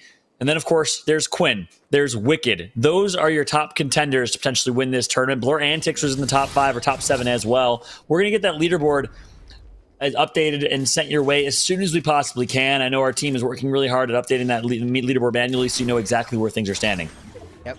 As it stands, though, Blur Antics going into this game, 66 points. Less than 10 points shy of Wicked, who was on 74, and Quinn, who was on 71. He just needs to be able to hold off and finish strong, but there's so many teams nearby. They're all having that same plan. They hope this is the least traveled side of the zone so they make a quick rotation here. This guy knows somebody's here into the distance. They heard him, but that was Blur Antics on the other side, who's already repositioned high up on that mountain. That's right. Hazy picks up another one. Oh, my God. We called him a brick house in game number 3. He's continuing to build and build on top of that house into a mansion here in game 5. What a showing from Hazy. 5 Can't be stopped. 5 already. It's insane. A win here will be a win. And punching his ticket to the Super Bowl. Right now, he's not even... He is in 7th place right now with 54 points. That is 17 points behind Wicked in 1st. So he has to hope that Wicked and Quinn don't make it to the top 3. Yep, he started this one in terms of Hazy with 54 points. So besides placement, he's at 59 points. So he still has a little bit of ground to cover here in this next game and kind of outlast your opponents. As long as Wicked go down, even Blur Antic, a lot of these players outside of the top 8, he has a fighting chance because that alone is 15 placement points, enough for him to close that gap. Yeah, we'll keep you updated. And again, our team's hard at work to get the standings ready, and we're getting some real-time updates from production. So we're going to keep you up to speed here because this is pivotal. First place, nothing less. First place gets 2 tickets, all expenses paid trip to the Super Bowl. Second gets nothing. So it's all or nothing here with Wicked currently in 1st with 74 points. Zen Quinn in 2nd with 71. Blur Antics 3rd with 66. Mouse 4th with 62, tied with K-Burbs right after. Here's the standings right now. Zemi in 8th overall. So here's what it's looking at. Flora could have a big game and win this. But again, they got to all hope that Wicked through Mouse do not perform. Yeah, they need them to go down early on. Or, hey, you could drop 20, 30 elims, even though there's not that many players left on the map. But you go ahead and pick your fate. Which one's going to be easier? As Diggy found himself one of those prefabs at the center of the island. This is where you would typically see, if you were watching FNCS, you come over from that side of things. This is where Booga and Threats were landing in that last FNCS competition. Ton of loot, guaranteed kinetic blade. So if he didn't have one, he definitely has one now. That's right. Sky currently alive. Switch on over to Quinn. We got to keep the action on and just checking in with all of our top players left in this competition in the leaderboards, because those are the ones that matter. So right now it looks like we have Marks and Recreation gotten taken out by Blur Antics, who's in 3rd place. Quinn in 2nd place, not in zone, going to be gatekeeping. Mouse, who's also in the top 5. This is some top 5 on top 5 leaderboard action. One will not make it on this rotation, surely. Mouse is in the zone, taking some damage. Luckily, he does have the slap juices. He does have some splashes as well. Good with the mobility, but he has to be careful. Oh, he has the aerialist augment as well. That's going to allow him to save some of the charges. Quinn's on the other side. Quinn knows he's there. Is he going to check in the building? He didn't even see Quinn. Quinn sees him. This is where it's all going to go down. Quinn takes him out. Mouse's chance has gone out the window, and Quinn has just bolstered himself on the leaderboard. That's it. Mouse is out, and Quinn is the reason. What a decision from Quinn to stay in zone, eat the zone damage. I don't think he had the intel that was Mouse. Yeah, anonymous mode surely is on. So nonetheless, Quinn with a very, very wise decision. I don't think he realizes the implications of what he just did.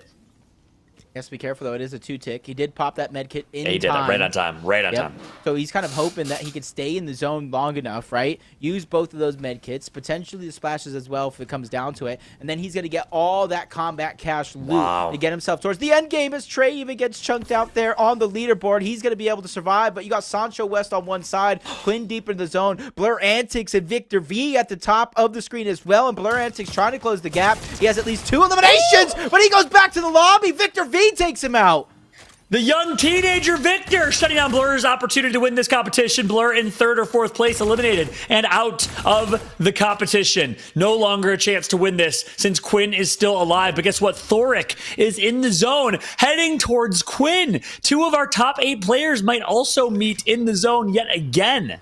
Even Wicked is so deep into the zone that this could be bad if anybody looks by. You got Sky, you got Victor V, even Sancho West, potential gatekeepers here into the final game as Quinn is still waiting for that weapons cache. I think it's worth it. This doesn't come down to the heal off. Oh no! Pilkey takes down Quinn! It's actually Thoric!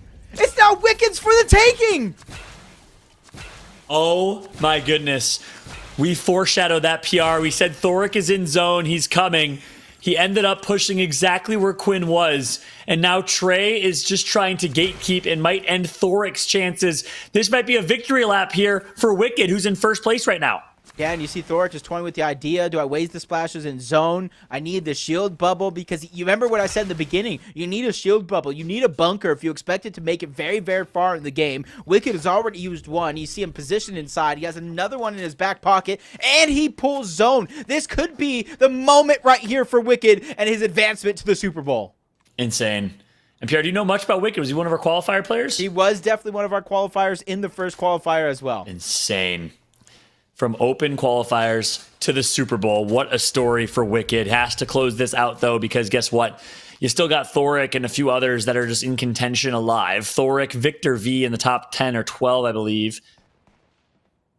Hilke's been playing well. Sancho had a good first game, at least. Might be in somewhat of a contention. But look, Wicked had such a significant lead over the rest of the competition. First place was 74 points. Blur Antex is out. Mouse is out, who had 62. Is K-Burbs alive? If K-Burbs is not out, Hazi's at 54. And Hazi's having a good game. So look, if Hazi can somehow take out Wicked, he has a chance. Yep, it's the top 8. That's when the top 8, and it really gets close. If Wicked goes out of the top 8, Ozzy ends up with a top position. He could win it overall. K-Burb's the same. Hazi's the same. But it all comes down to when you do fall outside of this game and how many points you're able to pick up in terms of those eliminations. As K-Burb, he found himself a cliffhanger that he's trying to hold on to. Survey as much of the land as possible. Figure out where players are in position. But notice he didn't use the kinetic blade right away. He doesn't want people to know he's here. That's right. Gonna try and get some damage here to start. Here's the situation right now. If you're Wicked, win, and of course you're in. Top 3, top 4, you're probably still in. So that's what the implication is for Wicked. Needs to survive. Shiloh gets taken out. Schmuck gets taken out by NYC. 11 players remaining. 5th and final game of this competition. K-Burbs currently in 5th place with 62 points, trailing by 12 points. So needs a win. K-Burbs needs a win. Thoric and Hazy both need wins. Yep, and this is where it's getting closer and closer into that top 8. 15 points still up for grabs. K-Burbs with a flank. A couple of missed shots you don't see every day, but the third parties come in. K-Burbs is under pressure. Luckily for him, with the shield bubble going down, he has the splashes, but he hears the kinetic blades trying to close the distance. There's a lot of effort going into this elimination onto K-Burbs. You cannot let it slip outside of your hands, as Pilkey's the one going for it. Slash and dash with the kinetic blade, and he takes down K-Burb. Pilkey with the kinetic damage into the shotgun finish. I'm liking what I'm seeing from Pilkey, hunting down 10 eliminations. Pilkey knows that he needs a big game to win this. Pilkey knows he needs the elims, and he's getting them. Already matching Mazega's total from all of last game, 10, and counting. It's Thoric. No! Too aggressive. Thoric shuts him down. He started the game in 6th place with 55 points. Now into the top place. 15 points have been dished out to everybody. Wicked is still alive. Thoric needs him to go down. Hazy need Wicked to go down, and he's just barely scraping by towards the tail end. He's waiting for everybody else to rotate on by. This could be a make or break moment for Wicked if he doesn't make this rotation to perfection. That's right. It all comes down to this last rotation for Wicked. Going to eat some of the storm damage courtesy of the med mist that he has in his name. He's okay with it, but this is a tough rotate. Max rotation. He decides to take a really slow rotation, letting everyone fight each other, but Diggy's nearby. Does he know it? No. May have just spotted him there. I don't know. Gets blessed. Are you kidding me? With some extra heals. The legendary Slurp Juice finds Diggy Take, gets himself some time, a moment to reset, and Wicked is looking like he might shut this down. He might win this competition. Yeah, this might be it. That's a huge find in terms of the tree. Huge. He has another Slurp Juice to go ahead and get the HP back on up. Zone's going to pull on their side of the map as well, but they're taking so much damage. It is a 5-chick. He chooses to fall in NYC. It's a big battle. Wicked comes out on top, but he falls. Wicked goes down to Hazy as well into the top 5. Hazy needs eliminations. He needs to be able to win this game, and he will go to the Super Bowl. Hazy was down by 20 points. Wicked got eliminated in what, 5th place? I think 5th is like 16 points. That's got to be enough. Or is it? If Hazy gets 2 or 3 of these eliminations in a win, will he steal the spot? What a finish this is going to be, PR. We got 4 players remaining. Yep, it's going to be a photo finish at that. He spots one, hits him There's in one. the toes, takes down Trey. 8 eliminations to his total. More points. This is where that top 3, the points really do separate themselves. You get more. Remember, it's 5 points for winning over second. 2 more points after that. This is 7-point differential, plus 2 more. This is a possible 9 to 10 points for Hazy, up for grabs, still on the map. That's right. Hazy and Thoric both in the top 8, top 7 actually. Thoric was in 6th with 55 points. He could potentially steal it, but Hazy has the kills here. They're both going to fight each other. Hazy takes out Thoric. Hazy takes out Thoric. Can he get the win? Finds one. Hazy does it.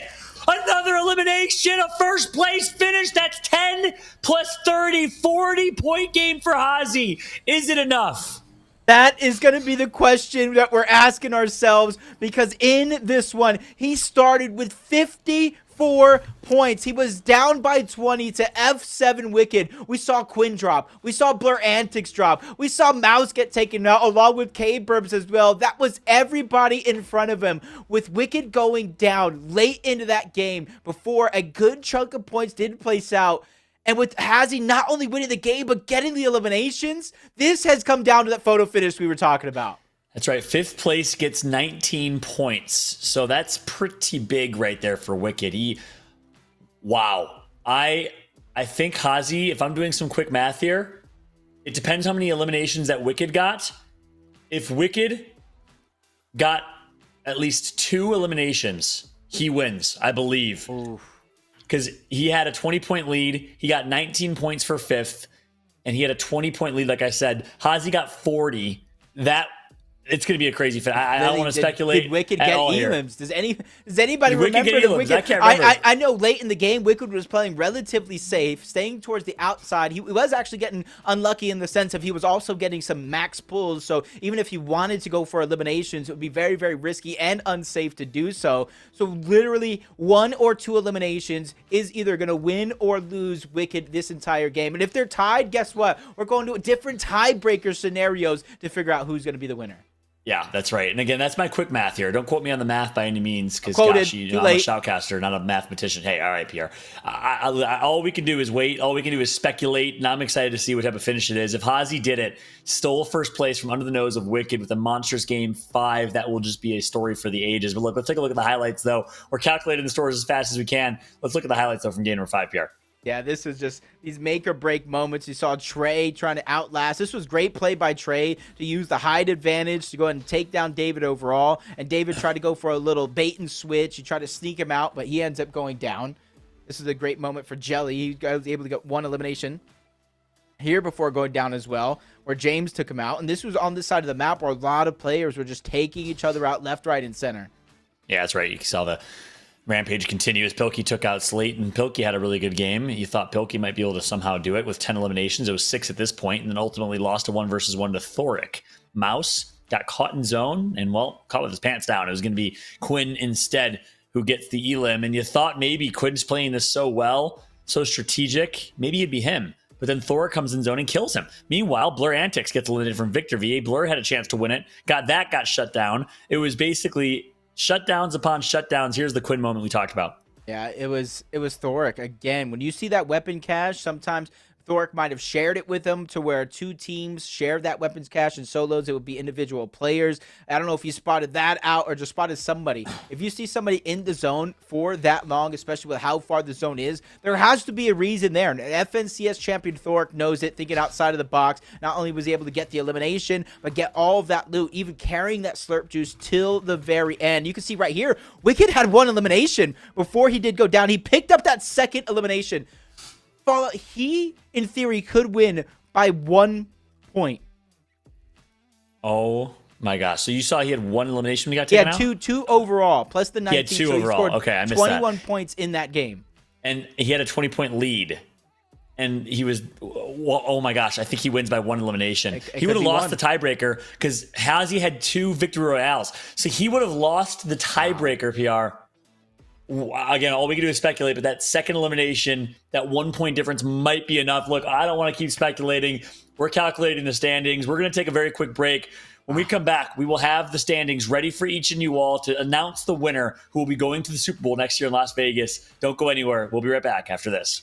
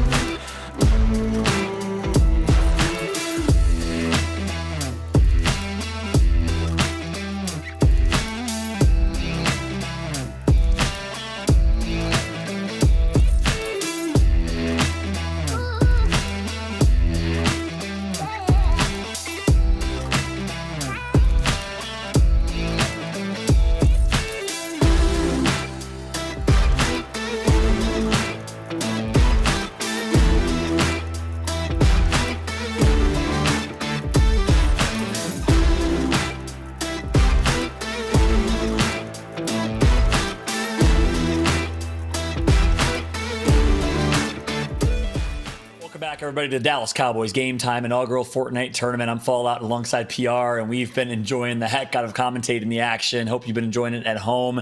It all comes down to a few points, a few marginal differences, and honestly, I don't know whose game it is. I don't know who's going to the Super Bowl, PR. Yeah, thank gosh, because I was trying to do the maths and then I ran out of fingers, so I couldn't finish the math. All I know is it's literally going to come down to a few points of differential between Hazy and Wicked, who both of them have been playing so strong from start to finish that I said it in the very beginning, as long as that consistency stays up, it will come down to eliminations, and alas, it has. That's right. And the thing I don't know is, did Wicked get 6th place or 5th? If he got 5th in Game 5, he's got the win by 1. If he got 6th, that is 2 points behind. He loses by 1. So I don't know, but guess what?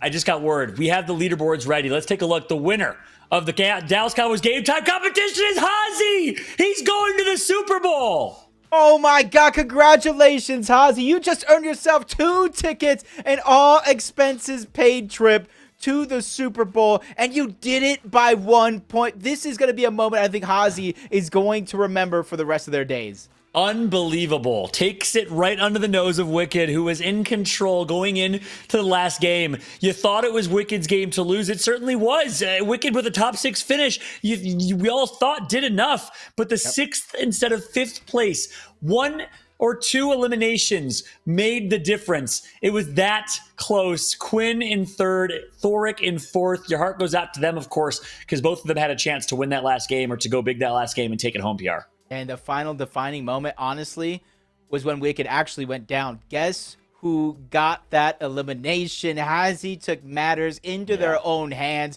took out Wicked, took out the remaining players as well, and won the game. Because remember, they needed all of the eliminations. Not some, not one. They needed all the eliminations and literally cleaned up from, I think, top 5 and on. Hazy got every single one of those eliminations to take the game. Insane. And look, yeah, if he didn't get that 1 elimination, he would have been tied, or maybe 2 eliminations, he would have lost. It all came down to those last few elims. And look, we also got to give congratulations to Blur Antics, K-Burbs, Trey, and Mouse. Top 8 is certainly a feat. Congratulations to you as well. K-Burbs, Blur Antics put on a show. Trey was fun to watch as a content creator, holding it down with some of these pros. And look, a lot of these players, are content creators, or not necessarily the top of the top, cream of the crop FNCS players. Meanwhile, you had Cease, you had Punisher, been competing for a while, not on this list. And that's why you love tournaments like this. You love the Dallas Cowboys for putting this on, because it gave anyone a chance to compete and qualify. And Hazy capitalized. Carpe diem. He'll be going to the Super Bowl. Yeah, FNCS champion Thoric is on that leaderboard as well. That's right. There goes the grand prize, like we're saying, a trip to the Super Bowl. And Hazy has been playing since qualifier number 1, qualifying in 4th place, 104 points. It was a long journey, but it's definitely one you got to imagine is paid off. Yeah, that's right. All expenses paid trip to Las Vegas. I wonder, is he even 21? Can he indulge in an alcoholic beverage? I don't even know if he can, my man. Shout out, of course, to Hazy. I don't know how old you are. I'm excited to learn a little bit more about you, because we did just get word. We're going to have him live for an interview here in a moment, PR. Yep. So we're actually ready right now. He's ready. He's ready now. Let's bring in the champ. Let's bring in my new best friend. Let's plan our activities at the Super Bowl. That's right. Hazy, can you hear us okay, bud? Yep, I'm here. Hey, congratulations, man. What a finish. What a way to do it. You put out a show. Thank you. How you feeling right now? You're going to the Super Bowl. You excited? Yeah, I'm shaking right now. I cannot believe this is real. I'm at a loss for words. I don't know what to say. I love it, man. I love it. I could tell the genuine passion in your voice. But real quick, man, give us a quick introduction. Can you tell us about your background as a player and how you got here? I just been playing no builds. That's been my main thing. I didn't like it at first when it came out, actually, but then I realized I was kind of decent at it, and then just picked up from there. Did good in competitive events, and just been playing since. 0 build grinder. And how old are you? Yep, I am 18. 18. So you're going to the Super Bowl. Yep. Under 21. You'll still enjoy the heck out of it. Sure. PR, what you got for him? Yep. It definitely is. So, what was your feeling? How did you figure out this tournament existed? I know I saw you sign up. You qualified in qualifier number 1. How does it feel?